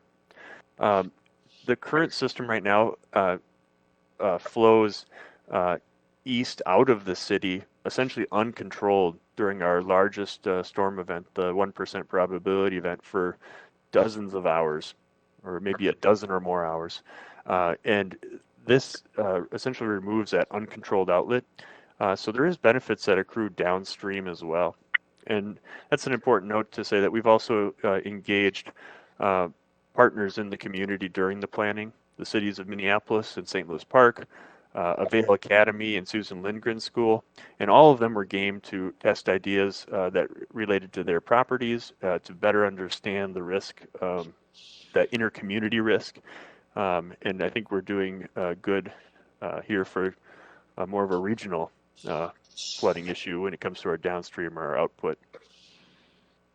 So now moving Ross, on to Sure. Can I ask, just because you're on that slide, can you just remind me the open space? So if in the community, what does that look like if next to my property? Thanks, Councilmember Pierce. You're speaking of Open Space 5? Open Space 5, yeah. Right. Yeah. So Open Space 5 today looks like, so if you're standing on Kipling and looking west, you can see the water in the wetland, and right now it's not a wall of trees because it's not leafed out completely, and you can barely see through even without the leaves on the trees. It's going to look different as we lower it, removing all but a couple of the groves of trees. But the long-term vision for the place is similar to it where it is now, but with enhancements to the natural resources. Okay, thank you. All right, now we're moving up to the middle part. This is between 42nd and Morningside Road. This is the part of the neighborhood that's most defined by the large grade change. If you're driving north on any one of these streets, there's a flat or a not very steep section, and then there's a steep section on every one of these streets. A lot of the grade changes here. Crocker Avenue is where the majority of the water flows uncontrolled, in the current system, or maybe better controlled in the current system. And Crocker Avenue also sees the potential for bypass flow. If the flow in the street gets too deep, it can actually jump the curb, maybe at a low driveway or a low point, and actually escape the system. This was issue when we were working with an applicant for a variance application at this location. So we see some potential benefit during the regulatory program there. The infrastructure part of our strategy, you can see, is also improving the game here. Here, with a knowledge of those potential bypass flows, we can engineer the road to better hold the flow. We can engineer the pipes to better control more of the flow, engineer the inlets to grab as much and use the pipe to its fullest. And we do some good for the Crocker Avenue area. Similarly, on Alden, Scott Terrace, and the areas south of 42nd Street, here the improvement to remove or to disconnect the major outlet on 42nd Street and create a second outlet into the pond frees up capacity in the area of Scott Terrace and Alden. And we do this with fairly limited impact in this Alden, Scott Terrace and 42nd Street area that was already reconstructed 5 years or so ago. So we see good benefit there too. There are a couple areas where flood risk remains, and those are generally associated with landlocked basins, where just reducing the amount that goes to them is a help, but there's still essentially undrained areas without outlets. Now we'll move to the south area, south of Morningside Road, and this is the Branson and Grimes area. Here we've got a landlocked basin south of Branson and an area with an outlet, piped outlet, that receives bypass flow from Branson, where the low area there can bypass or backflow into these landlocked basins. We can remove that and reduce the amount of flow going there. It helps. It reduces the flood depths in those areas, but we're not trying to gather more flow by extending a pipe into that landlocked area. Since one of our goals is no acquisition of private property, that is one of those things that we just don't have control over. So we can come back to these if you have specific questions, but my last two slides are all about describing for you the decision that we're putting forward today. The first one is we're seeking your vote to affirm the strategy that we're using to provide storage and provide risk transfer to those storage areas, and the infrastructure consistent with that bigger option. We want to make sure that you understand and recognize that we're going to be having significant tree removal in both the Weber Woods and the Lynn and Kipling inundation areas. We're going to be lowering both of those water bodies. It's going to look different.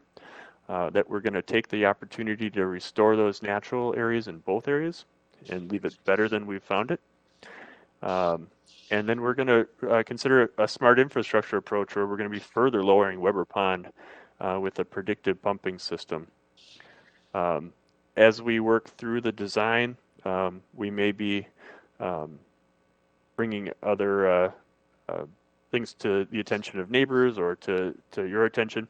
A predictive pumping system can provide significant additional storage for floods, but it can be a little bit unpredictable if we're suddenly pumping on a clear, bright day in anticipation of a big storm event. So I think we'll have good relationships with the people right around, but we wanted to make sure we understand the trade-offs behind that concept as well. So affirmation of the strategy and considerations and opportunities is the first step. Three additional. This is a change to our capital plan. So the second action is to provide the funding for this plan, which includes $10 million in capital expenses and an estimated $2 million in professional services.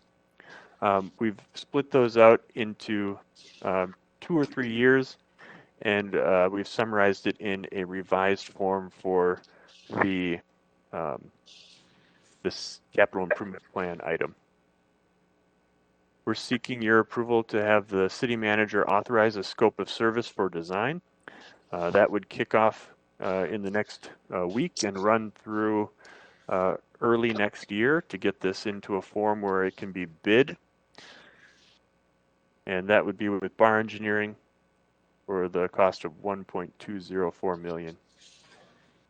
The scope is in the council packet, and we can answer questions on that as well. The last thing would be to describe and limit the form of future public engagement. So we will be engaging with the public, and we will continue running our Better Together site, but we will be changing the scope of that engagement, not to, go back and question a decision that would be made here tonight, but would be focusing on specific aesthetic choices that we would be making around the Lynn Kipling inundation area and around the Weber Park, Weber Woods area, just to make sure that we've got those tuned in and that we're getting the look right. Can I quick ask a question so long as you're on the slide? Member Sutton. The 1.204 million, is that part of the 5 or in addition to the 5? That would be part of the $2 million in professional services expenses. It would be part of the total 12, and it would be the 2 million professional services in addition to the 10 million in capital. Okay, thank you. So this is the was it the big that was 5 and the biggest that was 15 and the bigger is 10? That's right.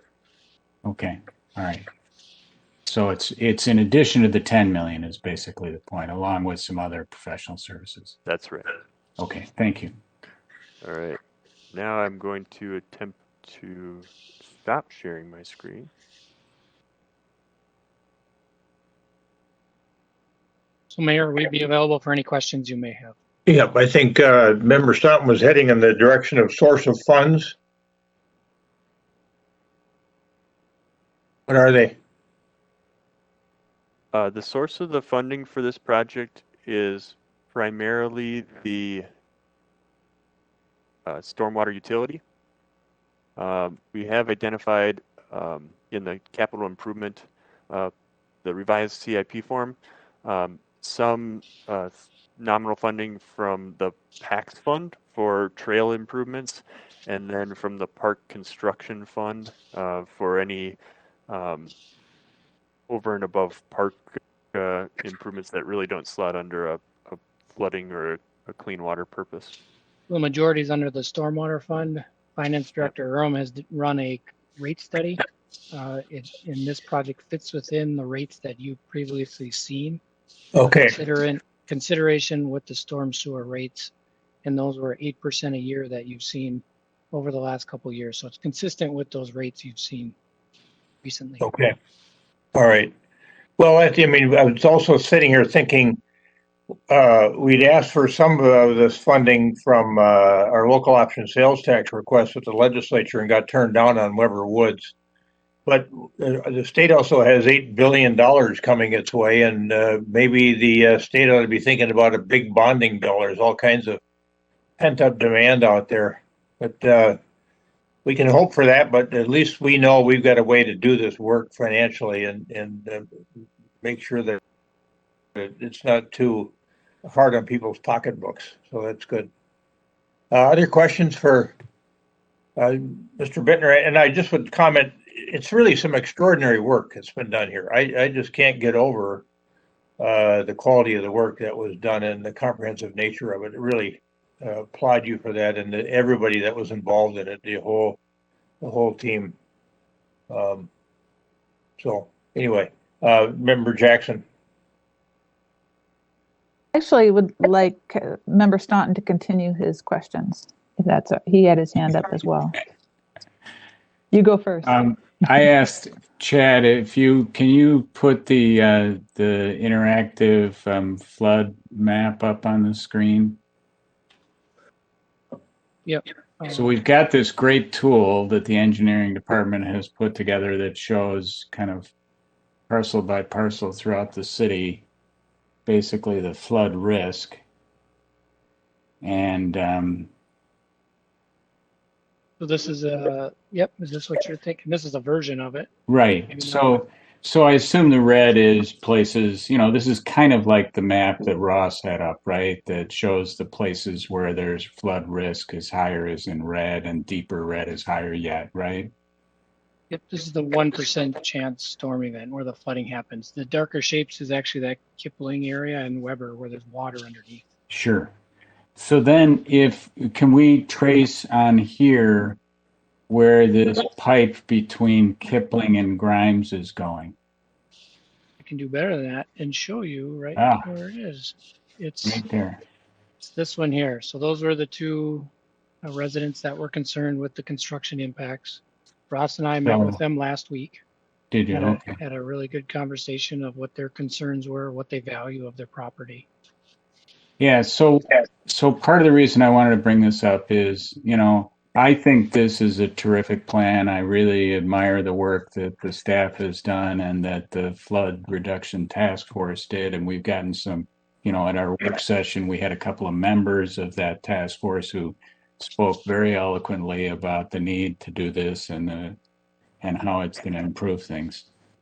But in the ironies of the world, the properties that are going to bear the biggest impact are a couple of properties that aren't really in the risk zone as much as others are.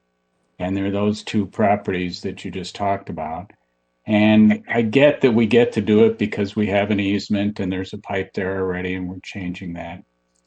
But I just wanted to highlight this because they're gonna take a burden, and I think Ross, you mentioned it in your report that there's some impacts not after the project, but during the project. Construction impacts will be higher in these two, or maybe four, depending on the neighboring properties to the north are also somewhat impacted.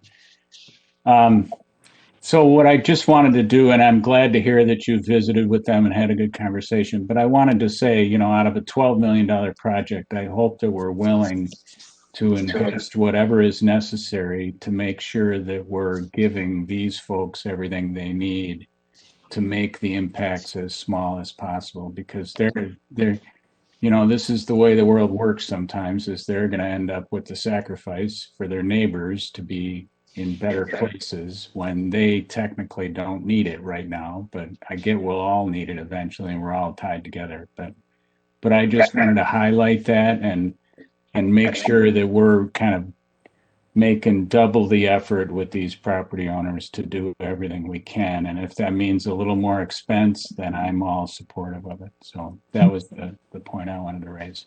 Yep. Well said. Member Jackson? Thank you, Mr. Mayor. Yeah, ditto to Member Staunton's. That was really, thank you very much, and I agree with you. The other question I had is actually kind of just a follow-up question to this process. I want to thank you guys, the whole team that worked on this. It was fantastic work, and acknowledge the number of citizens that really stepped forward to make this a good process. And I'm just always so proud to hear of our Edina citizens taking time and mental energy and effort to make a project work and make it good. And I just wanted to acknowledge all the people who had done that. I know that this was kind of I remember last fall, there was kind of a novel way of engaging the public that we asked them to come forward with individual stories, whether it was historic or lived experiences that would go into the design. And I'd like to kind of hear, was that effective? Did you hear stories? Is that kind of what you were referencing, Mr. Bittner? And how did that level of engagement work? I thought that was really innovative, and I'd like to hear the direct results, please. Yeah, thank you, Councilmember Jackson. We asked people to share their stories in a post on our Better Together site, and we did not gather any stories directly into that tool. But we did have pins on a map and several other tools where they generated a lot more. And I think when it comes to, my personal story about flooding in my home, people are willing to describe that in person. I don't think they want to post it on a public site. So those came through on phone calls and some of the, you know, the one-on-one. So I was out on one today, and we were talking about a low point. And I heard the story of, you know, what happened when they first bought the house and the situation that the prior owner had left them. And that type of story repeated itself over and over. And everyone's got that story. Or maybe not everyone, but a lot of people in the low areas have that story. And I always like to say, I am a homeowner too, and I deal with these things. And homeownership is for chumps. It really is. You know, you gotta learn all sorts of things about infrastructure and buildings and, you know, water, and that you're just not always ready to take. But we're here for you, and I always took that as an opportunity to share some of the common stories that I had, and then share what I've heard works for other people. And we've started to grow that body of knowledge, make it into fact sheets, try to get people sharing it with each other. And that's the idea of building a community capacity for understanding and solving these issues, because the comprehensively reducing flood risk part of the strategy isn't just infrastructure. It isn't just the city applying regulatories. It's people understanding their risk and taking, you know, small actions at the right time to reduce their vulnerabilities. So, yeah, those stories, they can get personal and they can get, you know, there's money behind them. So, you know, they're big events in people's lives. We want to be there for Terrific. people and help them get back on their feet when they do have a flooding issue. That's great. Thank you very much for sharing that. Member Pierce, any follow on, any questions, comment? No, I just echo the comments of my colleagues. The only other point I was going to make, I think it's kind of been covered too. I got a lot of feedback from residents on the engagement approach that you used. And people really liked the risk map, being able to predict what the impact might be with a project. I do believe it's really difficult to be in a situation where you can actually show people what you think the outcome will be of the project when it's complete. And whenever you're able to do that, it's just awesome. And so those were the two comments that I heard a lot. So nice job in pulling this comprehensive view together and being creative in using some technology. Thanks, Councilmember. Yep. Thanks everyone for your comments. Very well said by everyone. We've got we got four motions to address here. The first one is a motion to approve the strategy, design goals, considerations, and opportunities detailed in the staff report. Is there a motion to that effect? So moved. Let's see. We got a motion let's do the motion first. Right, Director Milner, did you want to say something before we? I was just going to offer up to expedite this. You could make one motion and approve all four actions if you wish. There's not any legal things behind them that you need to do them separately. All right. Thank you So for if that. you wanted to make it go a little quicker. Yeah. Okay. We'll have you take over. We'll have you take over Dave Kendall's job too. I'm going to see if his face pops on the screen all of a sudden here. But all right, so let's back up. The first motion I did read, the second part of a singular motion could be to approve the budget modification to CIP project 19-341 to include the estimated design professional services costs in 2021 of 1.4 million, construction professional services in 2022 of 0.6 million, capital expenses of 9.5 million in 2022 and $500,000 in 2023. The third part of the singular motion would be to approve the request for purchase for engineering services for the Morningside Flood Infrastructure Project with Bar Engineering for 1.204 million. And then the fourth part of that motion would be the motion to approve the public participation plan to inform the public and project about park landscape aesthetic choices. If everyone's comfortable, we can make that in a single motion. And Member Pierce, I think you want to move all elements of that single motion? Yes. Yep. So moved. Thank you. Second. Member Staunton seconds the motion with those four elements to it. Any further discussion?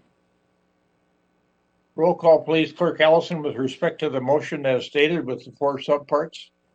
Councilmember Pierce, Aye. Councilmember Staunton, Aye.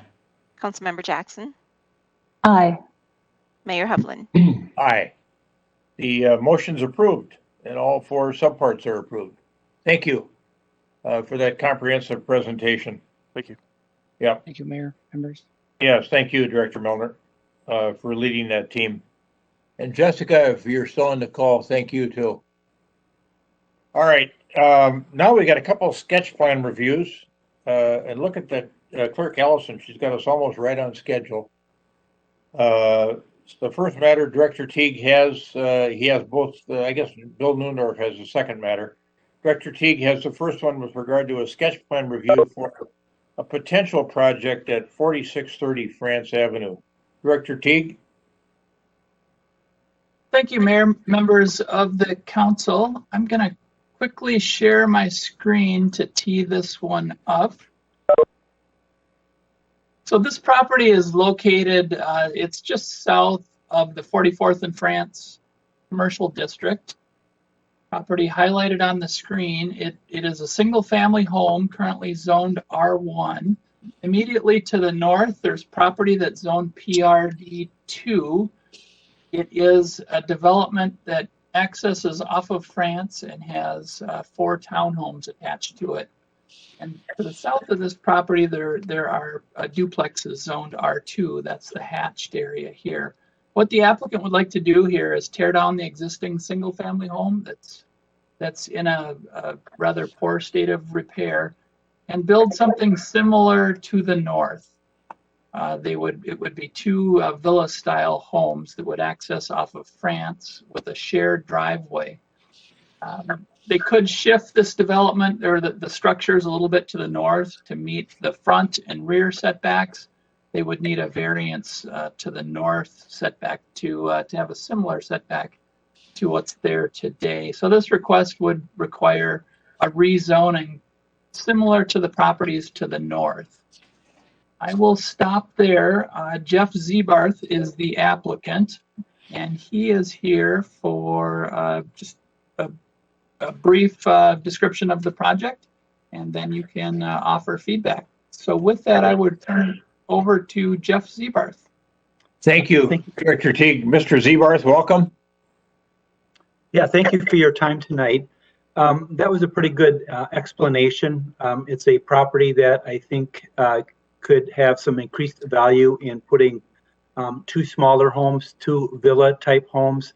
I think the marketability of those kinds of homes, there's not a lot of that kind of housing stock in the area.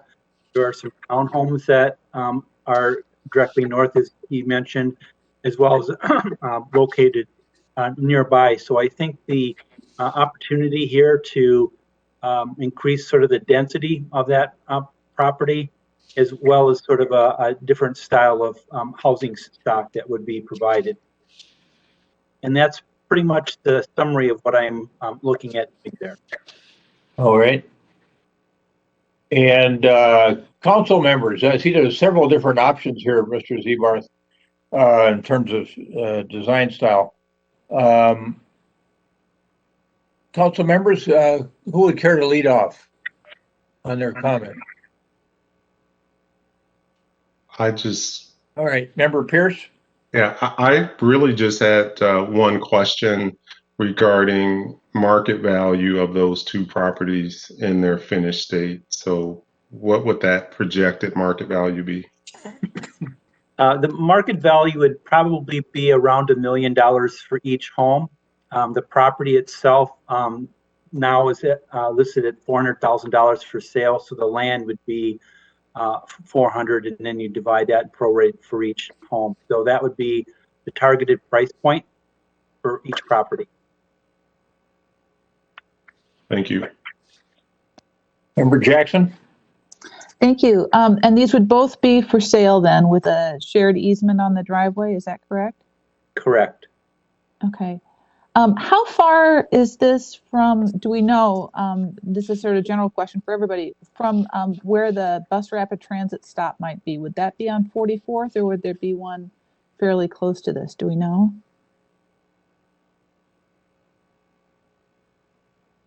And if you don't, that's okay. I just was thinking it's kind of nice to see a little bit closer density close to those new bus stops we're going to be getting. So, okay, thank you. This is a very interesting project. Thank you. Member Staunton?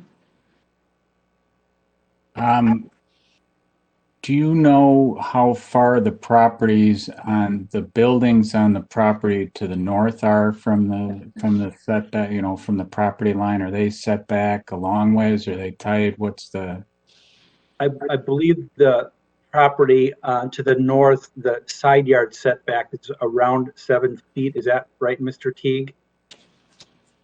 I believe that that is accurate. I just measured it off of the half section map. It's maybe closer to 10 feet. So it'd be 7 feet on your side and 7 to 10 feet on their side. So the buildings would be between 14 and 17 feet apart from one another. Correct. Okay. Well, I think it's a creative reuse and a cool idea. I'm just, you know, as you grind through the details, I guess we'll have to think about that, how that it all fits together, because you've got a very narrow lot and it's creative to kind of, it's almost like a tandem garage except with houses. So I'm sure that's not the marketing approach you'll take, but but it is a pretty tight lot, so I suspect we'll have some issues just trying to figure out how to make sure it's adequately separated from its neighbors, and maybe some of that is landscape, maybe some of that is, you know, figuring out your dimensions as you're moving the property along in more detail. But it is kind of more similar to those properties to the north that are really nice and have been very durable in terms of just kind of desirability. I think people really have liked those. And it takes advantage of being close to France without kind of having the downside of being close to France as well. So I'm intrigued and I'm looking forward to more detail. Thank you. Thank you, Member Staunton. Mr. Zebarth, our Director Teague, the street to the west, down in White Oaks, I'm just blanking out on the name of that street. I believe that's Meadow Road. Meadow Road, there you go, thank you. I kept having Melody in my head, but I knew it was not right. So, Mr. Zebarth, so how much closer would the westernmost unit be to the backs of those houses on Meadow Road than the existing home? That's a good question. The plan that I have put together has a rear setback that was targeted at 20 feet, but we're looking at increasing that to 25 feet. There's a pretty substantial grade change. The houses on the road to the west are down quite a bit in elevation, and a lot of those homes are towards the road's front versus the back side of the lot because of the hill. You can see that from the aerial. Yeah, there's a lot of treescape back there, and I forgot about that grade change, but you're right. I know some people live over on Meadow Road. When I drive over there, there's a significant grade change there. Then to the south, if the zoning were to change, those are single-family homes then to the south. Those are all R1, Director Teague? That's correct. There would be one home to the south that would be R1, and then there's 3 homes south of that that are R2. Oh, all right. So the outlier is a single family home, the R1. Correct. Yep. All right. Okay. All right. That's helpful. Interesting, I say too. It's a fascinating little notion. Of course, you got a public process we're going to have to go through and hear other people's concerns and understand it because people will be effective in telling us what their concerns are, if any, or they'll articulate their support. But, I don't know if we're between the Planning Commission and the City Council. I hope we've provided enough information for you to decide whether you want to go forward with it or not. So thanks for bringing the idea to us. Yeah, if I can just chime in on one more point before Sure. we leave. Member Stoughton. I identified, and I think the mayor also looked at this, both the rear setback and the side setbacks, but there's also a lot area deviation here. So it's going to be a question of whether it's too much for a small lot or not. But I think that's the debate or the discussion we'll have with neighbors as we move forward. So that's all I wanted to say, Mr. Mayor. Thanks. All right. Thank you, Member Stoughton. Anyone else? Okay. Well, thanks, Mr. Zebarth, for coming up with the idea. And it sounds like we'll look forward to seeing you in the relatively near future. Thank you for your time. Yes, you're welcome. And then Bill Neuendorf has got a sketch plan review for us on the old public works site, the former public works site at 5146 Eden Avenue. Manager Neuendorf. Yes, good evening. Good evening. This evening, I just wanted to give a brief introduction to this next sketch plan. This is the city's old public works site on Eden Avenue. Last fall, in late 2020, through the HRA, who owns the property, we entertained and looked at a concept that was prepared by the Franchute companies and United Properties. And the HRA decided that it was worth taking a look at. As you know, over the years, we've looked at 8 different concepts for the site. So here's number 9. It's a scaled back version that we think is doable. And we asked the developers, we actually entered into a memorandum of understanding with them back in January and asked them to explore the concept of putting an ownership housing project on the site, as well as a commercial building, but taking care to make sure that there is still a public plaza, public outdoor space that's been discussed for a long time, as well as the opportunity to construct a separate pedestrian bridge to span across the railroad tracks and provide a convenient access for businesses and future residents in that area. So based on that memorandum of understanding, the developers worked with their architect to put the sketch together. And I won't steal their thunder, but just wanted to provide the quick background as far as why we're here and what to expect. Thank you, Mr. Neuendorf. Any questions for Mr. Neuendorf? All right. And is David Anderson going to lead off for Franchute Companies? I see his name in the agenda here. Yes, good evening, Mr. Mayor, City Council members. Thank you. We have our team here this evening, and I'll just do a brief introduction. We have about 10 minutes of presentation for you. We'll walk through the plan, and as this is a sketch plan review, we appreciate these opportunities to bring some of the concepts forward. We've been working with and alongside staff, as you've heard, over the course of the last few months. So from those discussions with the HRA and its role as the owner of the property and leading through this, we'd like to talk a bit more and elaborate on some of the concepts we're reviewing and certainly get your feedback. So my colleague Dean Williamson is with me tonight. We have Alex Hall with United Properties, our co-developer, development partner, and Paul Holmes and Brian Larson with Pope Associates will do a presentation. Vicky Vandell with Laux, our civil engineering consultant, is also with us. So we appreciate the consideration here and some time tonight to hear your questions, and we'll have Brian do a brief presentation. So thank you. All right. Thanks, Mr. Anderson. All right. Mr. Mayor and council members, thank you very much. I'll make this brief because I know You're really breaking up, Mr. Larson. You're really breaking up. I'm sorry for that. Is this any? I'm going to take my video off. Is this any better? It seems to help a bit. Yes. Okay, great. I'll share screen, and as I was saying,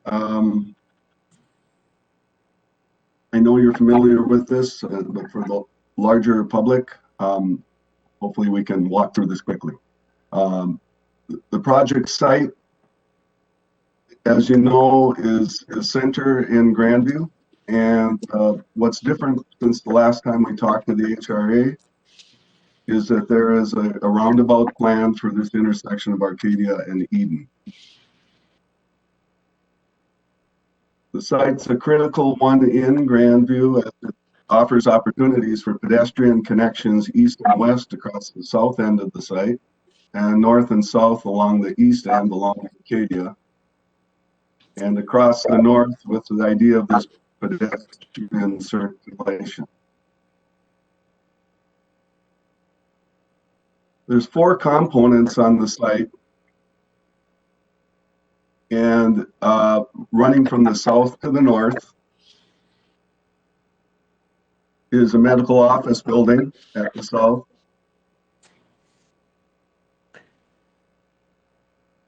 A public plaza in the center.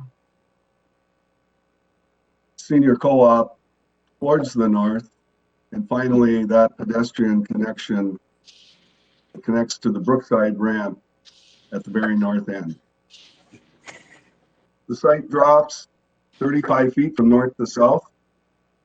That sort of dictates a layered approach of buildings and parking. And our entrances from the south and at 3 points along the east. The section through the site helps understand how the buildings sit and step down with the terrain. And finally, we have a couple of renderings, one from the southeast. Again, just giving an idea of how these buildings might fit on the site, how this green space might fit in between. And then finally, a view from the northwest that shows us more about that connection to the Brookside, this parking court in the senior co-op building, and looking down Arcadia to the south. And so with that very brief introduction, I'd ask Alex Hall if you'd like to talk a little bit about the co-op. All right. Thank you, Mr. Larson. Thanks, Brian. Am I coming through okay? You are. Great. Mr. Mayor, council members, thank you for your time this evening. I'll just spend a couple minutes hitting some of the high points on senior co-op and how we feel it fits in well with, Edina's housing strategy task report, as well as kind of the needs of the growing senior population. I won't go into the nuts and bolts of how a co-op operates. We've been through that in a couple of the past meetings, but certainly would be available to dive into that if need be. What we're proposing here, what you're looking at is a 5-story co-op with approximately 90 homes. And so all of those homes currently are at least 2 bedrooms. Some would be 3 bedrooms, and they all have 2 baths and and a full kitchen, because we don't provide services at this community. It's an independent senior. Average age is typically about 71. Parking is located under the building. So we've got the main garage entrance off of Arcadia over on the east. And then on the north side, we do have a drop-off. The current design shows a drop-off as well as guest parking on the north side of the project. The senior co-op, as I noted, is aligned with a number of the points raised in that strategy task report. The report concluded that 76% of housing demand in Edina over the next 5 years will be for age-restricted housing, and it specifically identified the need for 360 independent senior housing units. So co-ops certainly address both of those needs as well as the life cycle ownership that was also identified as an additional need. So that's pretty typical of what we've seen across the metro and really across the United States. That 70 plus demographic is really exploding over the next 25 to 30 years. A really major benefit also is in that it serves residents and helps free up single family homes.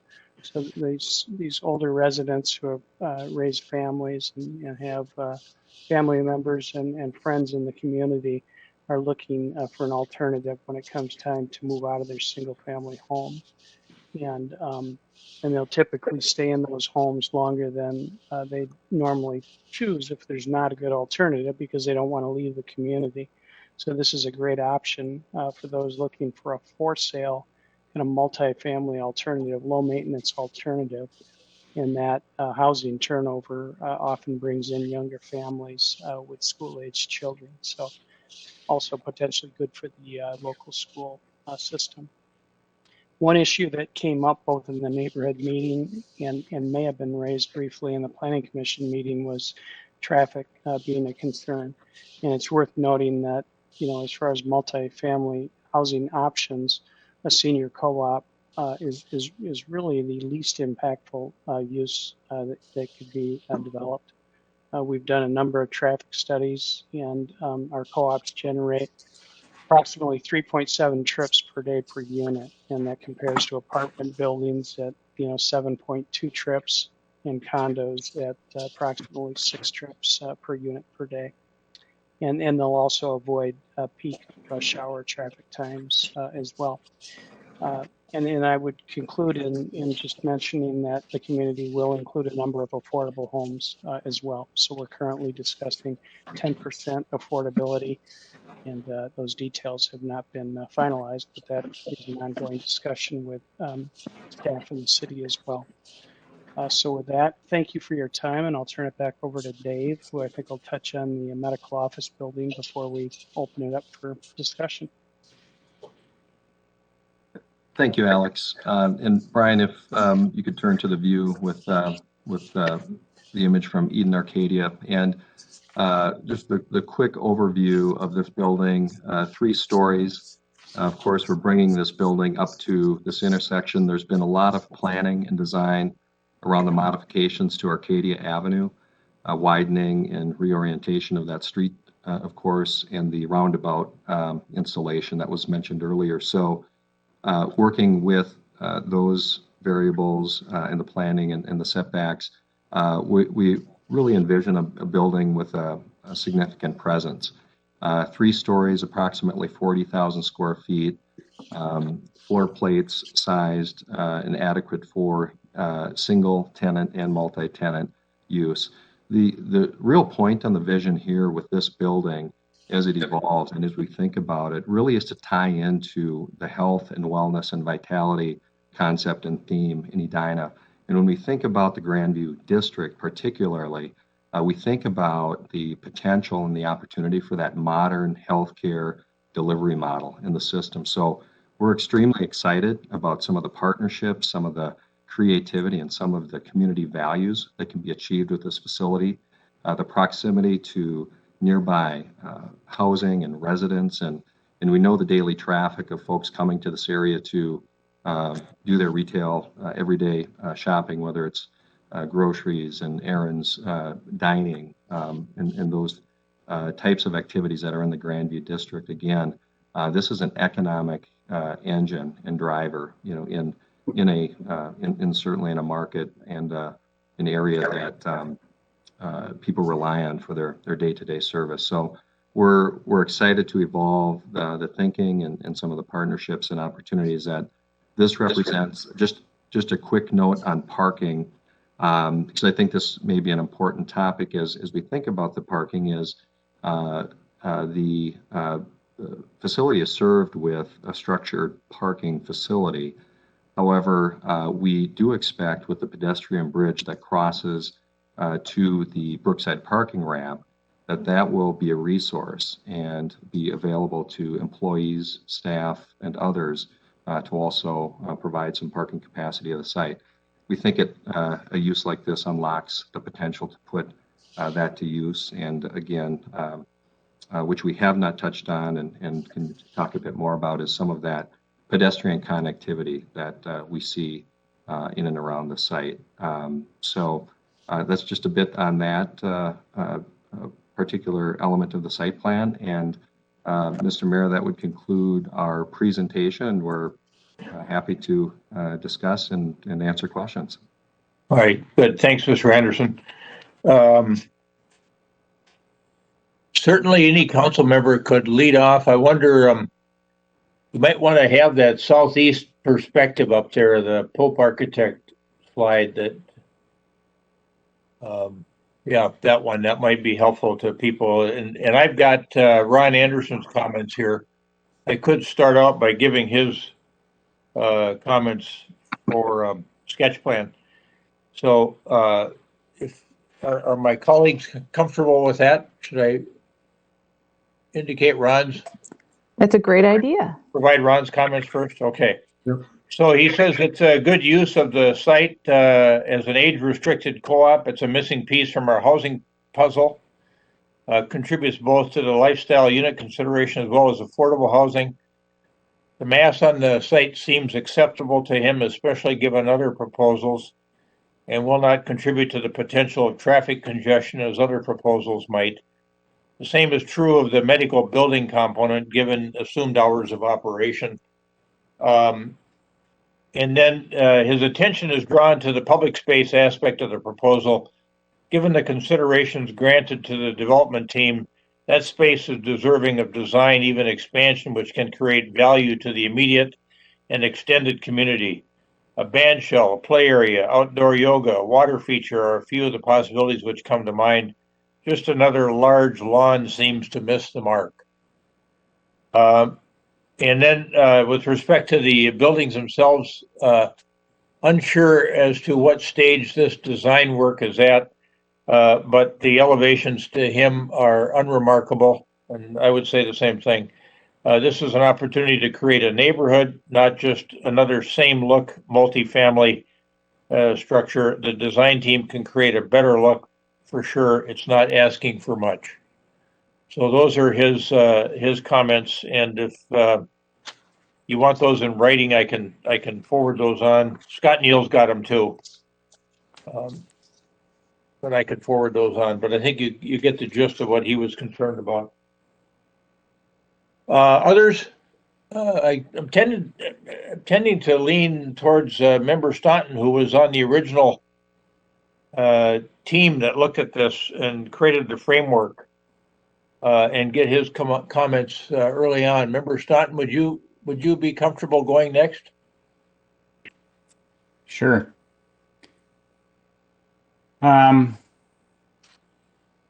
So I guess one question I might have for the team is whether the co-op housing needs to be senior. I know the Planning Commission asked about the notion of multi-generational in that model. Is that something that's out there? And if so, have you explored that?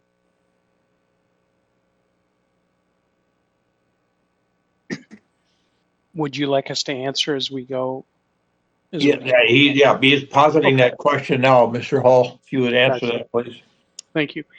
We have not considered all of the co-ops that we've done to date are senior, and the HUD program that we use as a requirement that it is senior and that at least one member per household or per home is 62 or older. So I'm not aware of, I don't know if HUD, I think HUD's specific interest in here was supporting the senior population. I don't know if they have a program that would be kind of non-senior and have not looked into those alternatives. Okay. I'm also not aware of a co-op housing that is not senior co-op in the metro area, although it certainly might exist. Yeah, so I'm, you know, I think it is, this ownership model is something that is missing and that we have a need for, but I wonder if maybe it could be multi-generational and more, you know, that's a question I have in my mind. Like Member Anderson, I'm not too worried about the scale, although I agree about, you know, a long ways to go on design of that portion.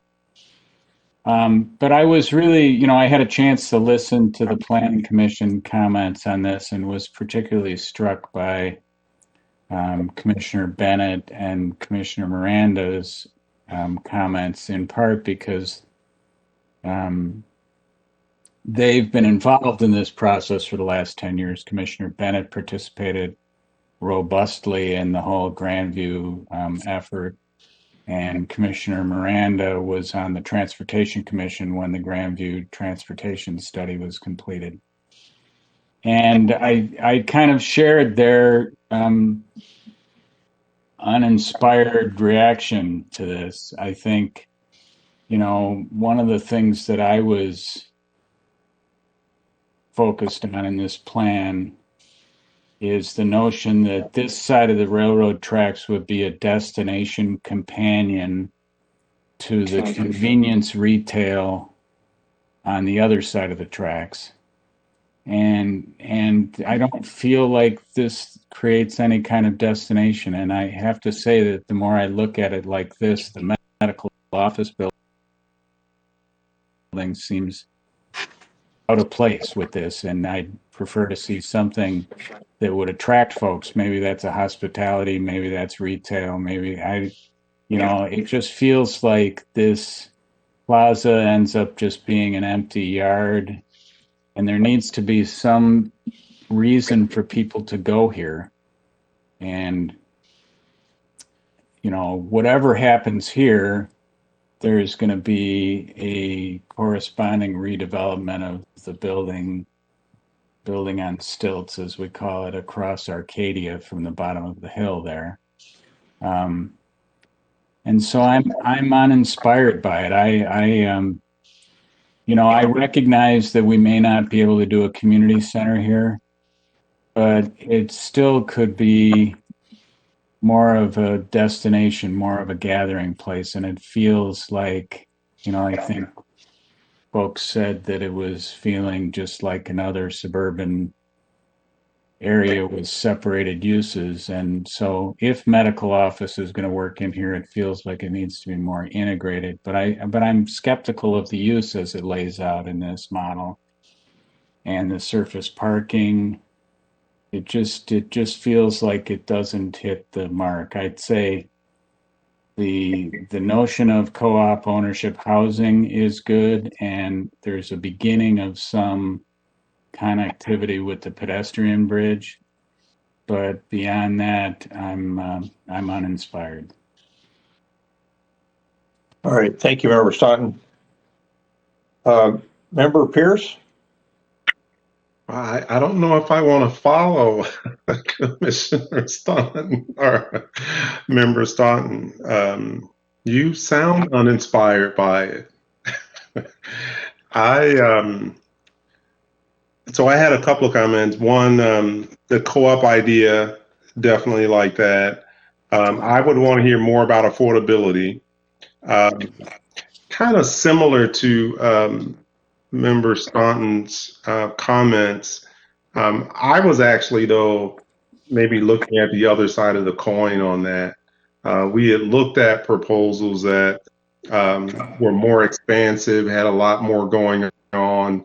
And for this one, just thinking about the cost of putting something there, and this idea that if there's going to be housing on the property, we've heard lots of comments about increased traffic with other developments. And so I kind of thought perhaps the developer was trying to kind of minimize some of the traffic in that space because it is residential, predominantly used for residential. And so that's kind of how I thought about the fact that you're right, it's not a destination. But that's kind of how I thought about it. I was trying to rationalize it that way. I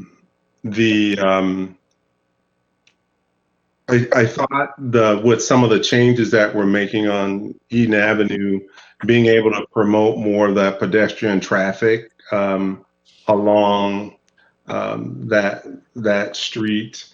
I thought that there could be more. There might be a more activity that we could do in the green spaces to actually promote more of the park feel, to perhaps draw people there for that reason. So I do think that's missing. I think that's something that Member Anderson was referring to. And then the other two comments I had were similar to yours, Member Staunton.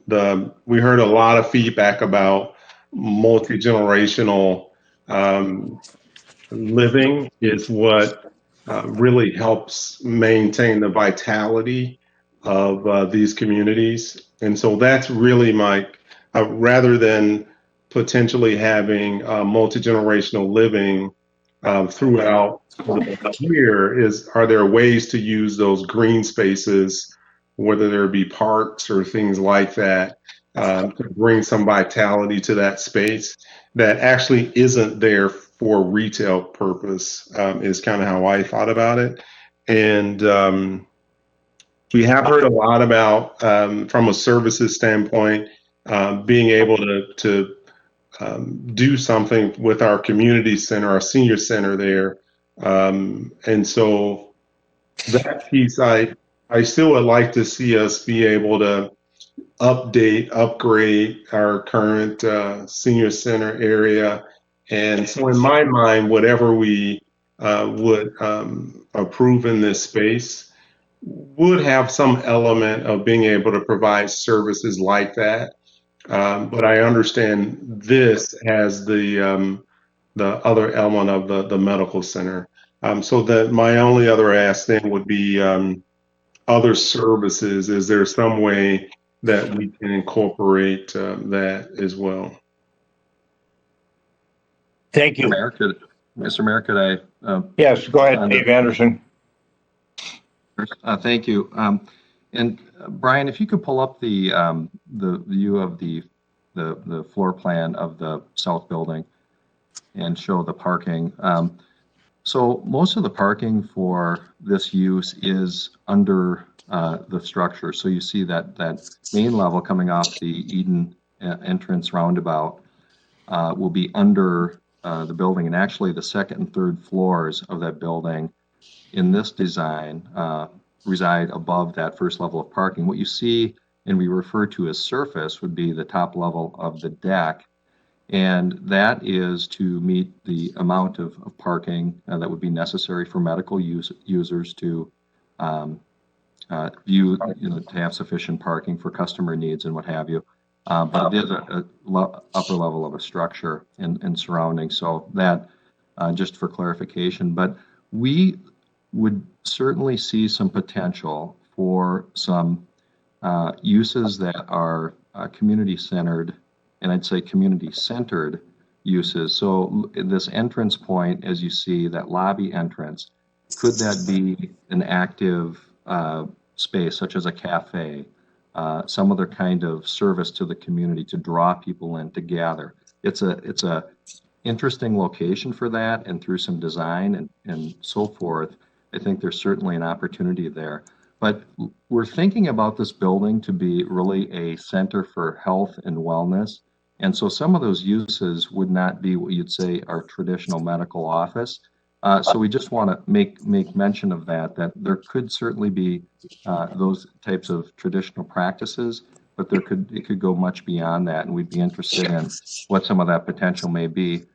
I would be interested in what other uses, and I think our team would be, if we see retail interest here, where we've seen retail developments most recently have been with the Caribou, coffee shops with drive-through, pharmacy, retail. So if some of those other types of retail services and needs that aren't being met in the Grandview district would fit on this site, that certainly would be something worth studying, but it would likely be less square footage, therefore less in terms of its potential to drive land value, and parking becomes a bit more of an important resource to have direct and in front. But we certainly can explore that if some of those functions are important to understand if they're potential. Thank you. And Dave, in response to that, I don't want my comments to be confused with, I don't think we want more of the kind of convenience retail we have on the other side of the tracks here. So the pharmacy or the coffee shop, we got plenty of that on the other side of the tracks. I'm looking for, something that complements Hilltop, but probably restaurant destination type or entertainment or something that makes this more of a destination rather than just another retail quick stop and not a drive-through, because we're not looking for the cars to be kind of coming in and out, is my perspective on it anyway.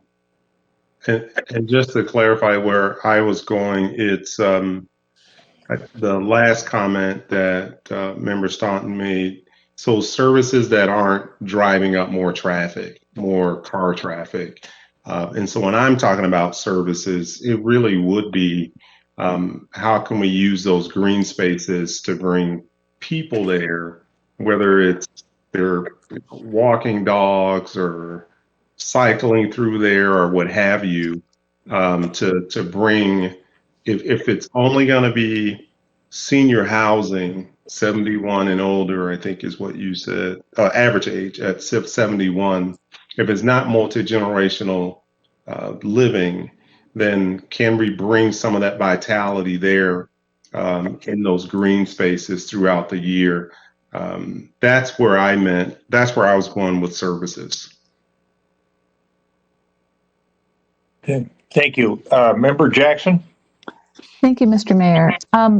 So I'm glad we're on this slide, because when I was reading through the presentation we were provided ahead of time, we talked about, so my questions are going to go around movement in this site. So I was kind of intrigued by the idea on the southeast corner of that being, opening, a gateway to Grandview and everything. So I went over and I walked around down there. And if you could go to slide 10 again, if that's a welcoming area, basically what you're welcoming is a roundabout. And that's not a foot traffic area. So to the south, you've got the big lawn and parking lot of Our Lady of Grace. And the school and the church are actually quite a ways from Eden Avenue. And one thing that I would ask you to do is to connect with them if you haven't already. They have a strategic plan, I learned today, for their redevelopment that they're doing right now. And that includes bikeways and sidewalks for the kids coming and going from the school. And it would be nice to align with what they're doing. But I'm looking at this lawn here on the southeast corner, and I'm not a fan of lawns for commercial buildings. I think they take a lot of fertilizer and water, and no one ever sits on them. No one ever uses them. They are just purely decorative. And if this is a medical office building and you put pollinators in there, are you going to have problems with people with allergies? So I was thinking, is that a spot for something more interesting and green than grass? Or is it because, you've got people with medical issues coming there, maybe you don't want a lot of pollen in the air. But if, one thing you might consider doing is pulling that office building closer to the corner. I don't think that lawn serves anybody there. It serves the roundabout and Highway 100. There isn't a lot of, and eventually there will be foot traffic across there, but still it's not going to be a draw. I wouldn't see that as a destination to go sit in those benches. So that's the first thing. If you could go to the full picture here. The other thing that I thought was kind of intriguing is looking at both this drawing and walking around and then going back to the Grandview plan, that the footbridge on the Grandview small area plan is actually called, lost my piece of paper. I love this, Grandview Crossing, and it's this beautiful promenade kind of thing in the small area plan. And here it is, as Commissioner Miranda said, just kind of a sad little bridge over the train tracks. And this may be impossible, but if we're looking at making Edina a medical destination area, one thing that I know is that it is a gold mine to have a pharmacy in a medical office building. And here we have a pharmacy just on the other side of the tracks of a medical office building. But in order to get there, you have to get in your car and you have to go out and around and all the way. And in the time to do that, someone's going to say, oh, I'll just go home and I'll go to my neighborhood pharmacy. Or, oh, I'll come back for it. Maybe they will, maybe they won't. But if they could get from their car directly to the parking ramp, you could have district parking potential in the future. So if we're going to reduce, if people are going to use fewer and fewer cars and they can use district parking with that Brookside parking ramp, this precludes being able to do that. Use that as district parking for these buildings. You can't get your car easily from the medical office building to the Walgreens parking lot. You have to go out and lose energy. And so if there were some way to have a Wooner going through there that's primarily foot traffic, but that if you're a patient and you want to go directly to the pharmacy, you can. And if you are picking somebody up and you want to do some shopping and you want to park in the parking ramp and then come pick up your elderly parent or somebody from the front, you can do that easily. So you don't have to get in your car, go out and go someplace else. And similarly, the connections here are to the south and the west, not to the south and the east. To the south and the west, you have the library, you have the senior center, you have all kinds of, you have the Abador. But it isn't, it's like the back of the building is to the energy and the fronts of the building are to Highway 100. And I know eventually these other sites can be redeveloped, but right now there's a lot of energy to the west. And this is really cut off from that. So then I look at the green space in the middle, and you guys talked about the Grandview Square as a idea that you were following. I find the Grandview Square to feel like a really private space. I was shocked when I found out it was a city park. So I don't think of that as a draw for the public. I think it's a nice place for the people who live in Grandview Square. I'm not sure the senior center uses it. And this to me feels like a lawn for the co-op. I would much rather see that green space to the north where you can connect to the retail. So you go get a coffee at Jerry's or soda at Walgreens, and then you come sit in the park. Just that there's no energy connection between that green space and anything other than cars. And this sidewalk, I know it'll be an important thing to have a sidewalk there, but it really at this point is superfluous. You're connecting. I don't see why you would walk from the medical office building up to Devani's at this point, because you're walking basically to parking lots. And those sites can change, but I'd love to see the energy at the north end of this for the public, and that to the south end, more private. But being able to connect those somehow or other with a car so you don't have to go out and lose all that energy would be great. Let me look at my notes here. I know it's a lot, but I do sense, I do have a sense of disappointment because this is public land, and this feels like a very private development, and I don't know how, if it's possible on a long, narrow strip like this to build in something that's more connected on the west side. But it does feel like the benefits here don't benefit the public. They're very much a private benefit. And I want to make money for the city on this. I'll be honest.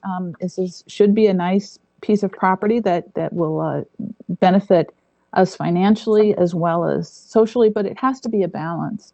And that's a discussion I want to have at the HRA, sort of how we're balancing those interests. But right now, to me, the green space here feels like it will be very chemically dependent and private. And I hope that it's a little more articulated with an eye to not just being grass that needs to be fertilized and watered. So I hate to be negative, but I lost a lot of energy when I went and walked around.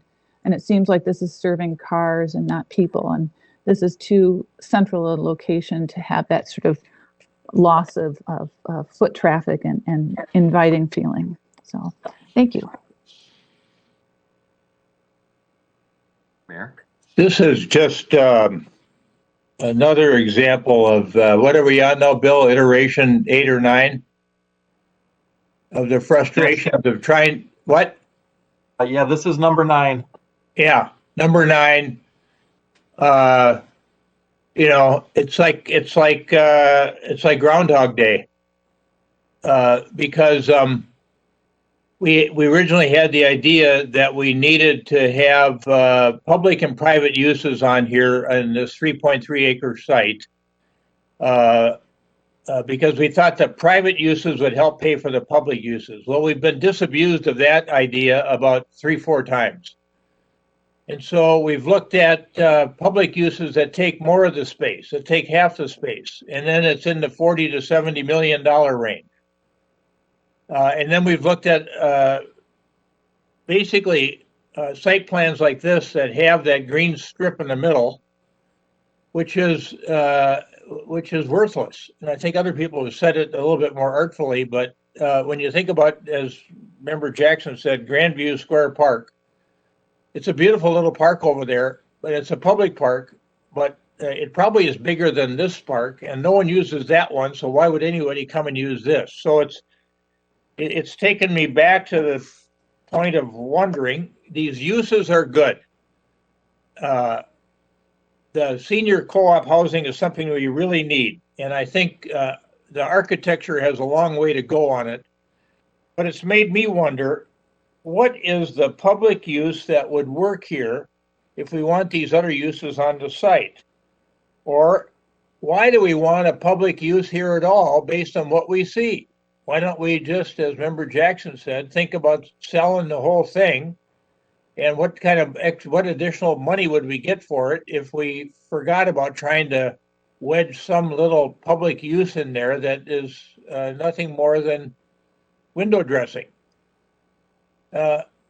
The idea that it has to have energy over there and be connected to the other part of the district, I don't really buy that. I just don't think this will ever be a place that does have that kind of energy. I like the connectivity idea. If you live at the Avador and you want to walk up to the hilltop, or you live in the senior housing and you want to walk up and go across the street to the hilltop, that's great. You can do that. This will be a nice sidewalk along there where there is none now. And then you can still get on a sidewalk system over to the Caribou or to the Starbucks, wherever you want to go. I think that part's good. But as I mentioned, I don't like the architecture on the senior housing. I think the single plane wall along Arcadia is not good. And I better see some significant design improvements on the senior co-op building. In a dream world, I'd like to see the medical office building across the street where Kevin talked about the building on stilts is located. I think that's a perfect location for it. But nonetheless, this is not a bad location for medical office. and having medical office very near a senior co-op building and having all those people that use Edina Family Physicians now, I think it's a use that would be nice to keep in that area. There's a lot of people that count on Edina Family Physicians for medical services, and this serves a legitimate purpose. So I don't know where to go with this thing. I feel like the public space is worthless, as I said. I'm okay with it not having the kind of energy people want to see. I don't know if it ever will, because across the street on the building on Stoltz, that's going to be an office building anyway. They may have a cafe in there eventually. There's retail up at the other corner. We've tried flipping buildings before, put the apartments down on Eden and put the other building, the medical building, up on the north end. That didn't seem to do anything either. So here we go, round and round and round. And I've kind of come to the point where I feel like unless we want to invest $40 to $70 million and do something really spectacular there, which then has an attendant parking problem because the roads around there are so screwed up. And we got that transportation plan. The reason we came to the idea of senior housing in the first place was because it doesn't generate any traffic. We don't want any traffic, but we'd like foot traffic, which we'd have some of it if we put in the right kind of sidewalk system. And they can still walk over to the Jerry's complex, which there's about everything you need over there, except for a movie theater. Well, so I don't think a lot of, and Kevin pointed out, a lot of those same uses don't have to be over here. I don't know what you put here. I'm okay with these uses if we get them in there right. I'm just thinking, why bother with the pretense of public space? Let's think seriously about whether it's worth it, or we can pick up, Bill can help evaluate that land. But it might be worth it just to think about selling off the whole thing. If we tried to do something here, Dave Anderson, you got one layer of underground parking. How come you can't do two? And get rid of that surface parking because it's cutting into the green space. Maybe if that wasn't there, we could do something with that green space.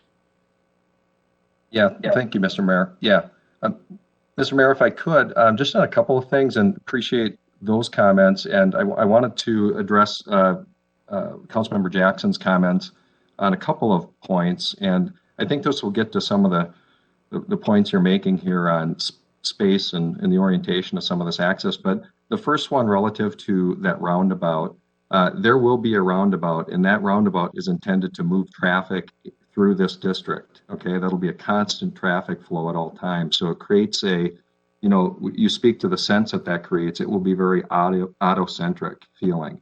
But as you see that red line, because of the acquisition, that line has moved from that earlier design. This overlay now is the current design based on how that has to be positioned based on the acquisition plan, the city's ability to acquire the property needed. So it is moving that much closer to that building. As you see, I think that's 17 feet approximately. So it's going to be much more, front and center. That sidewalk will move right along the building. The sidewalk on Arcadia, and just to mention that is meeting the street section standard, the city standard for the redesign of Arcadia. So the boulevard, the sidewalk width, the landscaping, all of that is drawn to comply with that particular plan. So just to note that, and it has changed the dimensions of the site. It's narrowed the east-west dimension, and it's narrowed the north-south dimension. So as these uses, begin to come together, they are working with these infrastructure constraints. Of course, the railroad tracks and the buffering that's required there, easements that are required there, those are static, as is the bridge over Eden. Lastly, on the green space, and in hearing some of the comments here, we're going to, and Alex will walk through this, but we did a bit further and through the architects, a bit further analysis of this green space orientation with some thoughts about how it could be repositioned. And Alex will walk through that a bit and how that relates to the condominium operation, or the cooperative operation, excuse me. Thanks, Dave. Brian, do you have, perfect. Yeah, so addressing Councilmember Jackson's comments, you know, we've struggled with this green space a little bit. Early on, it was our preference to well, let me just back up. Reacting to what we heard at Planning Commission, that they felt that the green space was isolated and probably wouldn't be used that much because of the way it's situated. Our hope is, if that were to remain, that it would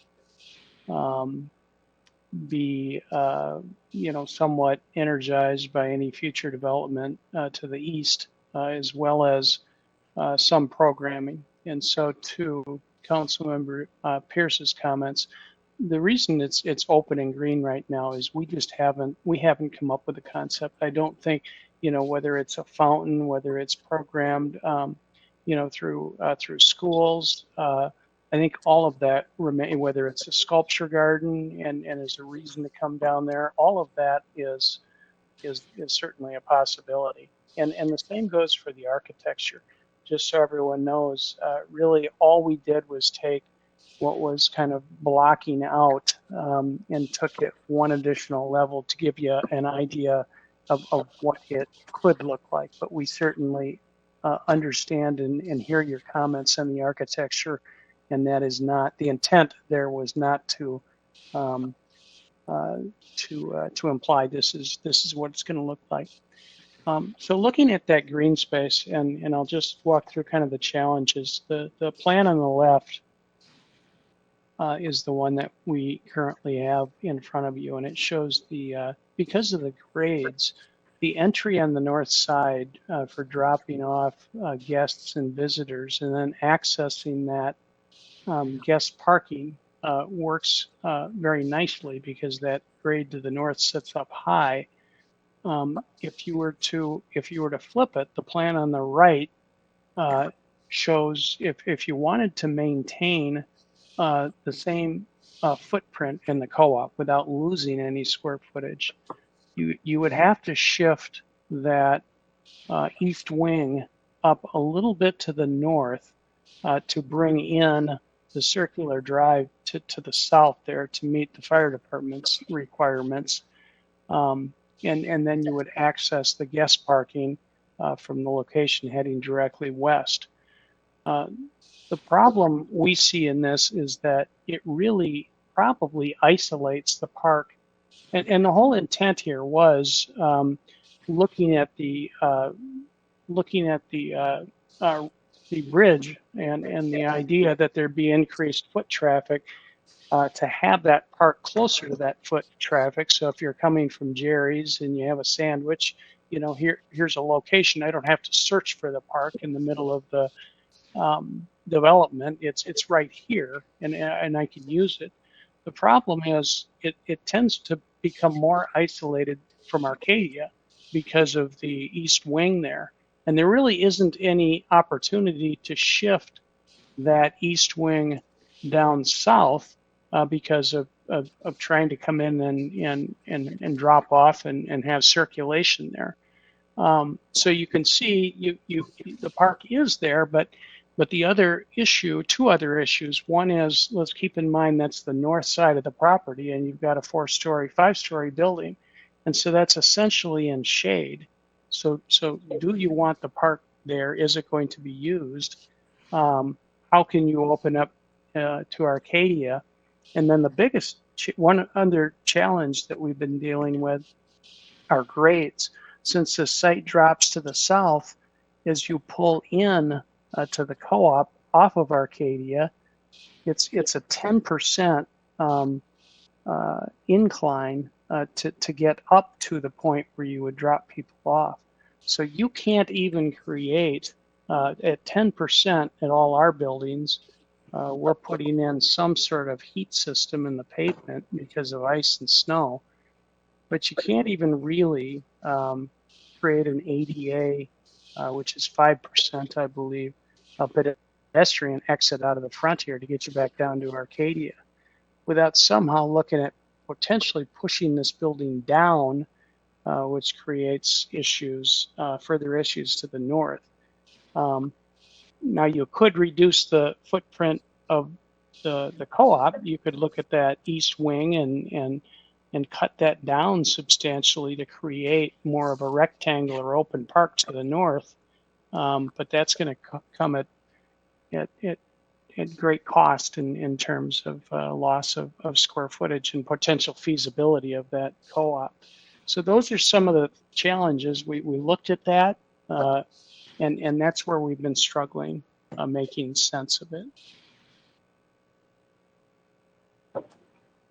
I'm pleased, Brian, that you did that, though. That's helpful because when I see more green space to the north along the walkway that would take you across the pedestrian bridge towards Jerry's, that makes it look like it's even more attached to the senior co-op than it did to the south, at least in my mind. It makes it look like their private yard, not a public park. So this whole green space thing is really a conundrum, I think. So I have a question based on the mayor talking about that long wall. To the west, we have a train track. I mean, why do the two wings have to be the same size? Because if you were to shorten that, then you wouldn't have that super long wall facing Arcadia. And if there's a long wall facing a train track, I don't think anybody minds that. And I don't know, you've got a building in mind that you want to build, but you know, I understand this is a difficult site to work with, which is why I don't see any really, I just don't think that this lawn has a lot of public benefit either way, unless you've got that walkway and if you're walking, it does feel like it's a public thing. So if you're coming from the the Brookside parking lot or from Jerry's or something, that would feel public. It's only coming from Arcadia that it wouldn't feel public. But if you're concerned about opening it up to Arcadia instead of to the retail to the west, you know, you can fiddle with it that way. And I don't know, it's just a puzzle, and I understand the difficulties that everybody's had, but I just don't see, I don't think that little middle park has really any public benefit. And I don't see it happening in the future, no matter what happens on the east side of the street. Member Jackson, would you tell me what you were thinking about on that pedestrian bridge? I can't quite understand it. I know where it is now, or proposed to be, in a place where they can actually get across and land on, have a decent landing area. But you were thinking that could be a pedestrian bridge further south? No, I was thinking of making that like a wooner, so you could get cars through there, so that the parking garage on the other side could be an asset to this development. That's what I was thinking. And you know, it's like a game of Tetris. How do you make all that happen? But in the small area plan, it is a much wider connection. And you know, it would be nice to be able to go to the drugstore from the medical office building. That's what I was talking about. You know, if I could object, Member Jackson, the idea of the Wooner is a very good idea. I think we studied it in the first 3 and 4 concepts. The challenge is once you cross the railroad tracks to the west, you would have to rebuild in order to get a road that is actually drivable. You'd have to rebuild the parking garage. You'd have to rebuild part of Jerry's Tower and the Walgreens drive-in. The grades really don't align on the west side of the track. We explored that at length for a few years.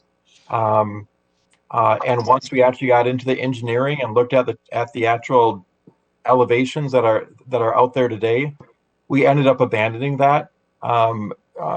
We did retain the pedestrian route. That's easier to get an 8 or 10 foot wide sidewalk and bridge is easier, but to get a road, that, even if it supports only someone going to the drugstore, the design standards are going to tell us it has to support the garbage truck, the fire truck, the ambulance, and all those things. So that's something that we learned since that development framework was first prepared.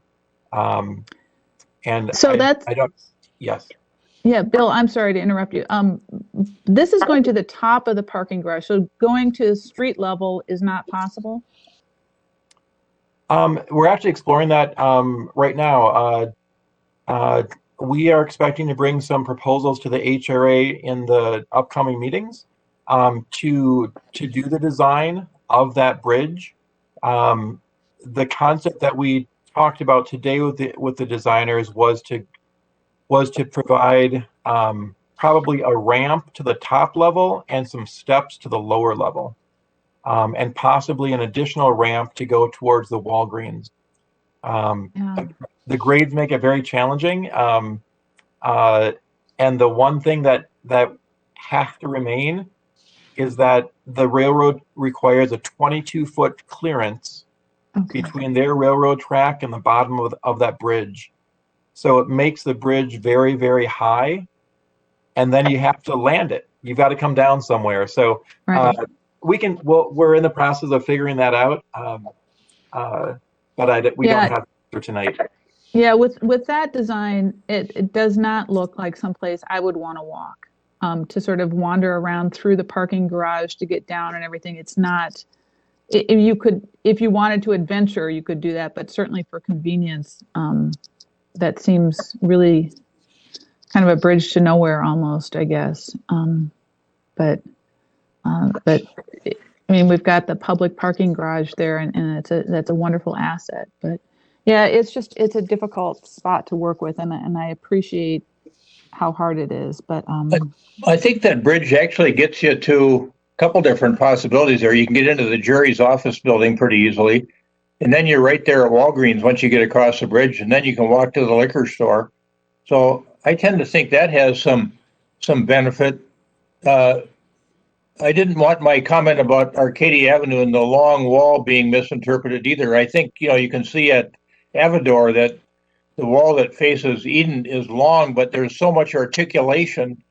You might have been better off, Mr. Larson, just blocking things so that you don't have to hear me talk to you about getting things out of a single plane. But I just want to make sure that the street gets engaged properly, whether it's the senior co-op building or it's the medical office building. I think you really need to work hard at making sure that it's just not a drive-by, but it's something pleasant to look at and it fits nicely with respect to the landscape, and it's pleasant to walk by as well without feeling like it's hanging over the street. And maybe you can cure some of that with podium height. And you haven't looked at that yet, but you should probably look at some podium height issues there with that building. Thanks. We will take that into consideration. You're right. This is sort of a dressed up block of a building right now. We haven't taken the design any further, but it's good to hear the comments and the concerns about getting some relief in that facade. And that's, once we actually start designing a building, that's certainly the direction we would go.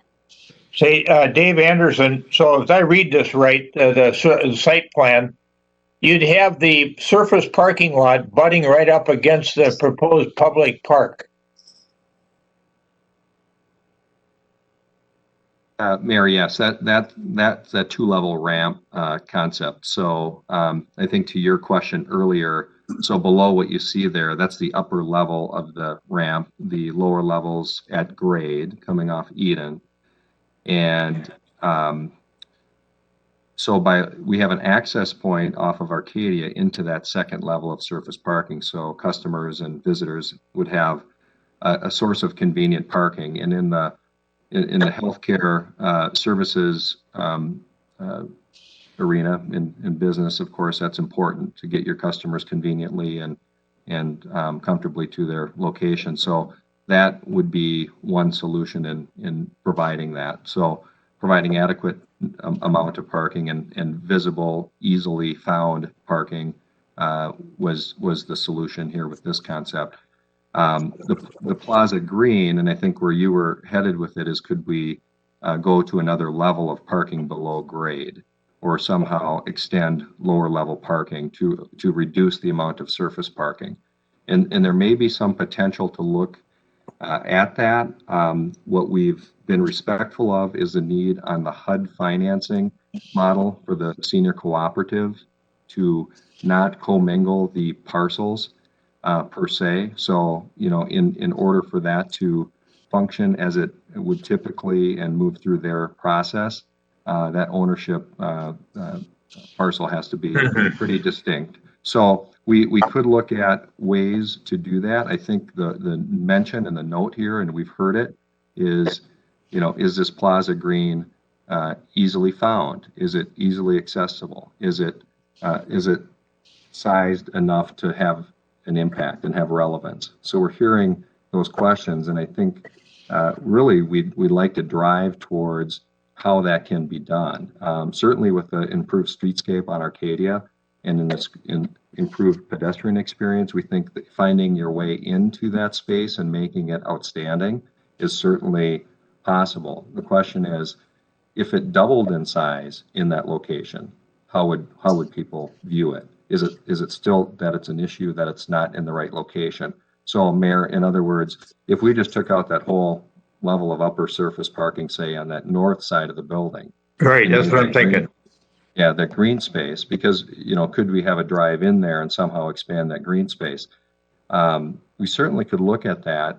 And would that change the question of, is that the right location for it? Or views on that being the right location for it? Again, we think through programming, design, and certainly enhancements moving forward, we can accomplish that. And I think the mention earlier, if we step back and look at this district wide, we have a lot of infrastructure improvements, changes happening. We know in the future, the Eden building will redevelop. And so I think to that extent, that's an exercise that, we certainly see being important. Would that space be ready and accessible for that future adjacent use? So there is some value and merit to that location. So I guess that would be a question, or some feedback we could take is, does something like this start to address our concern about where green space should be located on the site? Well, yeah, with all due respect, I don't think it's about the location or the size. It's about having a reason to go there. And there's no reason to go there. Yeah, so let's go there. Let's talk about that next. What would be a reason to go there if the thing was the size the way you have it now? And I was thinking that, we talked at one point in time about having outdoor movies against, if you built a wall that was basically a movie screen against the railroad track, but it was attractive, you could do like they do down in Miami Beach on the wall of the New World Symphony, and they show outdoor movies in the summertime at night. And people bring their lawn chairs and they sit out there. Also, in the wintertime, if it was big enough, you could create a nice skating rink. So to me, there are some things, if it gets right sized, you can start to think about uses that would bring people out and give them enjoyment and pleasure. But you have to have a hospitality dimension with it.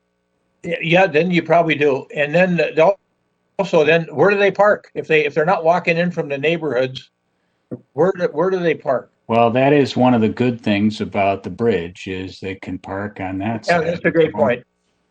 That's a great point. I mean, that's why the bridge is so important. It's not just to get people from the east to the west. It's to get people from the west to the east. And those folks at Hilltop would be thrilled to have some extra parking that close. You could even have little summer concerts there with string quartets and things that were, not rocking the walls of the buildings, but something that people could really enjoy because the access is easy off of, drawn as it is, the access is easy off Arcadia. And if I lived in a senior co-op, I'd love going down there. in the summertime for a conversation and a visit, and maybe you have a bunch of public sculpture pieces in there. It becomes kind of a sculpture park, a little bit like a mini version of the Walker Arts Center, but you've got the ability to have other kinds of activities there as well in the summertime, whether it's showing movies at night or having a little concert of a small group. Anyway, that's what I think personally we're spinning on a design that, just based on the conversation and the feedback from the planning commission, has very little chance of getting approved. And so we can continue to have the design development conversation, but it just feels like a lot of work needs to go into this design to go to the next phase.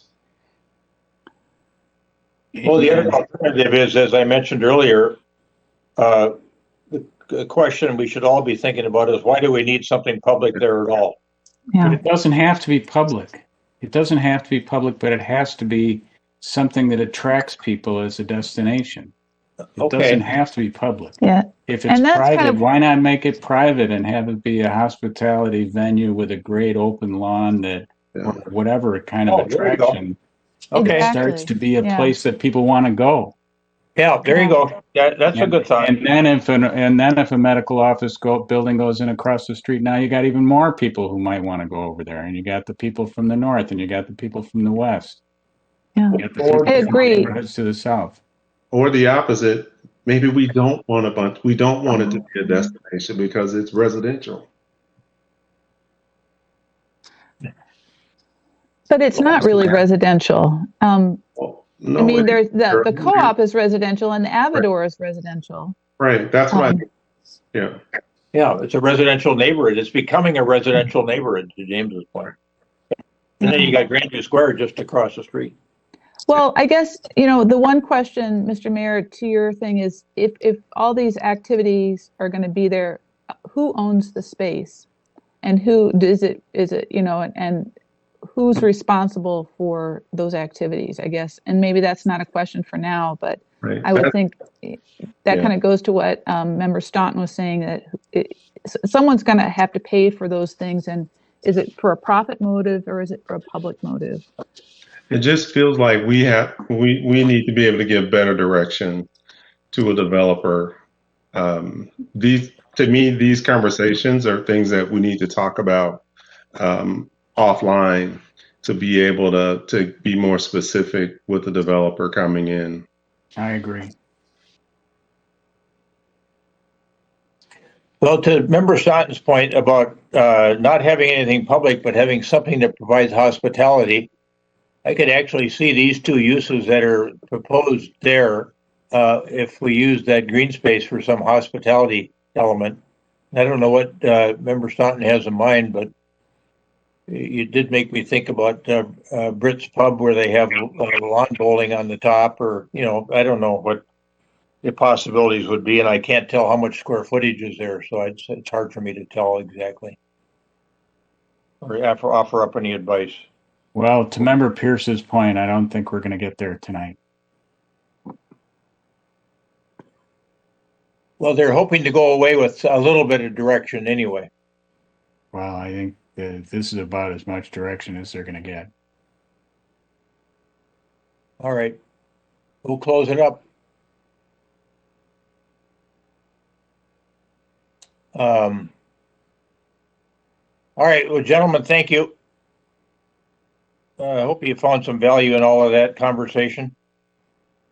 Thank you, Mr. Mayor. And then, we'll just, Bill, you may want to visit with the council or do a little work session with the council.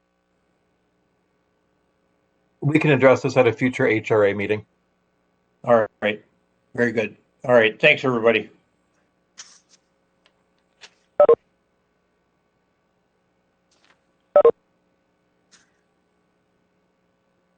All right, on the aviation noise update, I'm assuming that commission correspondence, we have everything on, that we've been sent everything that has come in.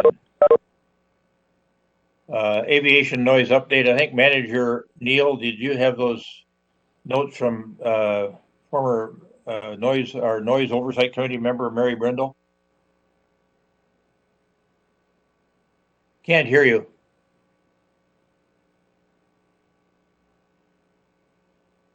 Still can't hear you.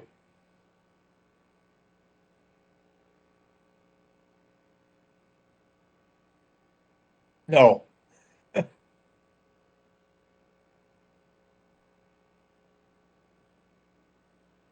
about now?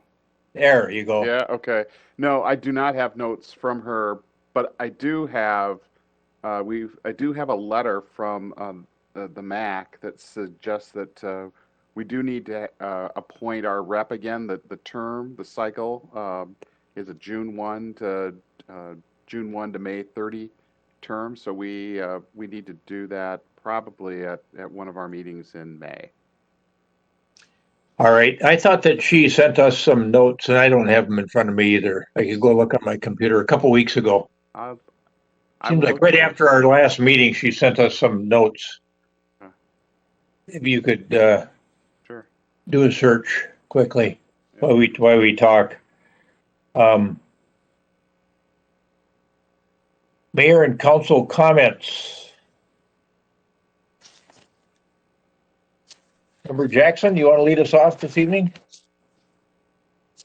Certainly.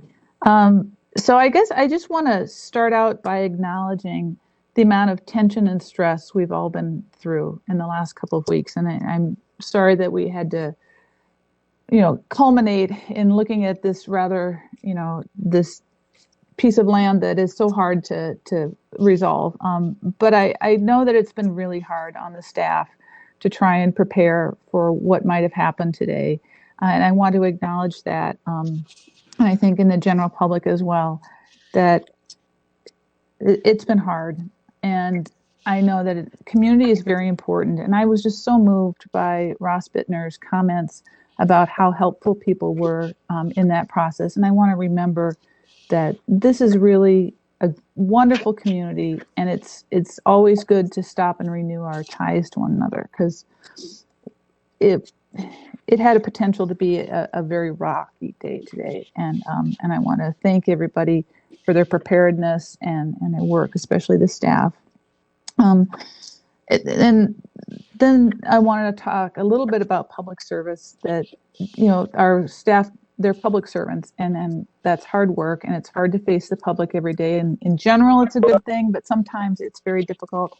And when looking at the public service of this jury that looked at the Chauvin trial, just remind everybody how important that is, and to be kind when we talk with the members of the public, and when the members of the public talk to public servants, because we're going to need some kindness going forward. The matter's not resolved completely. We have a lot of justice left to see, and I want to acknowledge that as well. So thank you. Thank you. Member Pierce. Thank you. So I echo a lot of the comments that Member Jackson spoke of. But I actually wanted to send a shout out, to take the opportunity to send a shout out to the Edina School Board, which is chaired by Erica Allenberg. And I see in the verdict today, there's a lot of hope that the community is feeling, and that's across all of Minnesota for sure. But I wanted to take the shout out to commend the Edina School Board for, in their last meeting, they allowed the Edina girls basketball team to present their project on helping fight systemic racism and creating a better tomorrow for all of us. There were some in the community that were not excited about hearing a topic of equity discussed in that forum. But despite that, I wanted to thank the basketball team members and the coaches for their courage and I wanted to further encourage them that oftentimes when you're trying to affect change, there's so much noise that sometimes you can't tell if people hear you or not. It's kind of like being a seedling in a dense forest amongst these big trees. You think you're insignificant, your voice isn't heard, but don't let that discourage you. There are a lot of people in this community and other communities who support your message of racial equity. So keep doing what you're doing. We definitely hear you, and we appreciate any time that young people look at a situation, they express a need, and they have the courage to come forward. So I definitely appreciate that and want to encourage the basketball team to keep doing what they're doing. And that's it. Yeah, thank you very much. Member Staunton? Yeah, I echo those comments. Maybe that's a function of why I'm so crabby tonight, but You're not that crabby. It's been a long week, and it's only Tuesday. I wanted to pick up on a comment that that Member Pierce made during our closed session about, we had a big decision today that arose out of a traffic stop. And we've had, in this country, we continue to have this repeated interactions that are dangerous at traffic stops for both drivers and police officers. And I think we need to think about how we do that in a way that will help us minimize that. And I've been thinking about it, for the last year, we've talked a lot about public health with the pandemic. But this is a kind of public health too, where we have, when you keep having the same thing happening over and over again, the public health professionals would tell you that you should study it and figure out what those causes are and see if you can't get in the way of those situations so they don't happen as often. And I think as local government folks, we ought to think about that. We ought to think about what ways we can do that and make sure that we reduce the likelihood of these events happening again, because I can't imagine any of us want to continue to go through this. I don't think police officers want to continue to go through this. I know motorists, and I know the Black community doesn't want to go through this again. I know the white community doesn't want to go through this again. Nobody wants to go through this anymore. And we got to figure out some ways to minimize that, where we can all work together to reduce the number of chances that things can go wrong. So I don't know what that is, but I'd like to have that conversation. I think that whole conversation about reshaping things from a public safety standpoint is an appropriate one, and we should be thinking about having a conversation amongst ourselves about what we see there and get input from our public safety people about challenges that they have as well. So I think you are all on a good track there of thinking. I wanted to make sure that I talked about the Floyd family at the front end of the meeting, but I also wanted to make sure that we expressed our thanks to the members of the jury who served and represented all of us so well, I thought, in the Chauvin trial.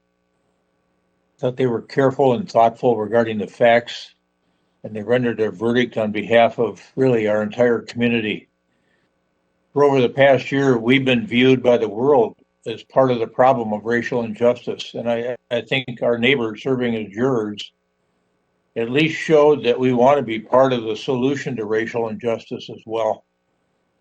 They helped us start on a pathway, I think, in a post-George Floyd world, hopefully to a better tomorrow and better understanding all the way around. And I got an email the other day from one of our residents wanting to know how she could help on this issue of racial justice. And I started thinking about all of the organizations and all of the people in our community that are working on a grassroots level on this issue and trying to make a difference. And maybe that's where the answers lie on a broader basis, is at the community level, at the neighborhood level, at the grassroots level. It's really heartening to see that work being done. So that's all I have for tonight. Manager Neal, you had an issue I think that Member Jackson wanted you to address. I do, and I found the aviation noise update from Mary Brindle. So if you'd like me to give that first, I can take care of that. Sure. She says there are 2 major reconstruction projects at MSP Airport this summer. MSP Airport will undergo construction projects to reconstruct airfield taxiways A and B adjacent to the G concourse. And work will take place Monday through Saturday, no work on Sundays. Later this summer, runway 1735 to the east of the airport will be restored, causing this runway to be closed. Again, this project will change flight directions and diverting flights that are arriving to MSP. Upcoming meetings, there's a spring listening session on April 28th at 6 o'clock. And Noise Oversight Committee is scheduled for Wednesday, May 19th at 1:30. And we will bring the appointment action to the council at your next council meeting. Thank you. Did you have anything else? I have that matter Member Jackson wanted you to talk about. Yeah, how would you like that was to Operation Safety Net versus the West Metro Command. Yeah. So yeah, just to differentiate between the two and which one we were a part of. Thank you, Councilmember Jackson. The media has used 2 terms almost interchangeably, but they are different for different, I would call them mutual aid compacts between local government public safety agencies like police departments. One is called the Operation Safety Net. Operation Safety Net is a mutual aid compact between the city of Minneapolis, a number of different state departments that have their own public safety officers like the State Patrol and the DNR are 2 good examples. And also Hennepin County. And there are also a couple of cities that are part of Operation Safety Net, most notably Bloomington. That group was formed to bring some order, some planning effort, and some common protocols to what folks were worried about in a post-verdict environment in downtown Minneapolis. That was the focus of Operation Safety Net. A different organization rose up outside of Operation Safety Net called the West Metro Command Mobile Field Force. And that group was formed by kind of a coalition of chief law enforcement officers from throughout suburban Hennepin County. And that organization's attention was applied to what possibility of incidents creating civil disorder in the West Metro area. Those cities would each contribute or pledge a number of officers to a larger corps, and those officers would be distributed or would be assigned or deployed to areas where they were needed, if they were needed. And they were needed, actually, last week with the incidents in Brooklyn Center. We had officers that were part of the West Metro Command Mobile Field Force. They had trained, they'd been training since about January, December, and they were deployed as part of this larger group of officers that were there to secure civic facilities and provide protective services in Brooklyn Center. And so that's kind of the basic differences between the two. The two were going to back up each other if they ever needed to be backed up. It's looking now like maybe they won't, but it's probably still a little premature to make that conclusion. Is that how? Okay. Thank you. Thanks. I also had just 2 items on my report tonight. One is the public engagement plan for the American Rescue Plan Act funds, the ARPA funds. Those are the federal funds that are coming to cities now in sort of this next act, the first big act under the Biden administration. They will come in two phases. One phase in May, June of this year, and another phase about half in each phase. The other phase next year, about the same time frame. We are still learning and getting guidance from the Department of Treasury about how this money can be spent. It's meant to be a stimulus to the economy, but it will come with some parameters for sure. Edina is part of a small group of cities that really don't know for sure how much we're going to be allocated. Those cities fit a profile of being sort of at or near 50,000 in a larger suburban metro area like the Twin Cities. So they include places like Minnetonka, St. Louis Park, Edina, Richfield, etc. We think that money is going to be about $100 per capita, so somewhere around 5 million, 5.1, 5.2 million, something like that. So as soon as we get that nailed down, the better.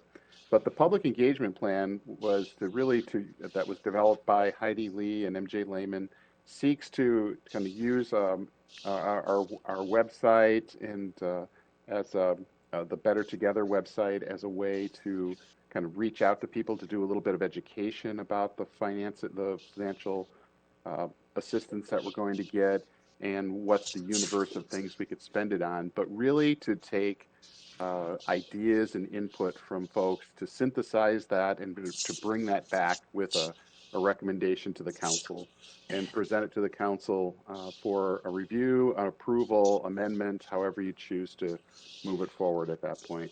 But we do want to take this opportunity to get more input from residents and businesses in the community. Member Jackson. Yes, thank you. In the plan you sent us, you talked about reaching out to the chamber. I hope you will also reach out to the 50th and France Business Association and probably both the Galleria and Southdale as well, because they've got access to a lot of those small businesses that were impacted. Absolutely. Thank you. Yep, we will do that for sure. We'll also reach out to city staff. There's some ideas there from an operational standpoint that we should listen to, but we will bring those back to you in the form of a recommendation, and you all will approve it in some form. That process could take about a month, we think. So by the time those funds get here, we hope to have a plan that's almost ready to go. The other item under my manager comments is called project introduction, and fortunately I've got Chad Milner here to actually take this one on and tell you about a project that's coming up, stormwater management project. Chad. Yeah, thank you, Mayor, members of council. So quickly, the Lindmar Basin is located just west of France Avenue, north of 72nd Street. If you remember, it was near that 7200 France project. Watershed reached out and they want to do more from a clean water standpoint. So they asked us if we were willing to look at that site, which is there today. And the main function is stormwater. But we can make some improvements to that green space to do more for a stormwater standpoint. So we just wanted to make sure the council was aware of these discussions. We actually met with the neighbors today. Jessica Wilson met with 10 to 20 of the residents in the area and really learned what they value of the space. And they understood was really used for stormwater, and they're open to the idea of improving that space. So we just wanted to provide an introduction to the council on the project in case you hear something coming your way. Thank you, Director Milner. Manager Neal, anything else? That's all for me. Anything else to report this evening on any kind of activity? It's a quiet night in Edina tonight. Okay, all right.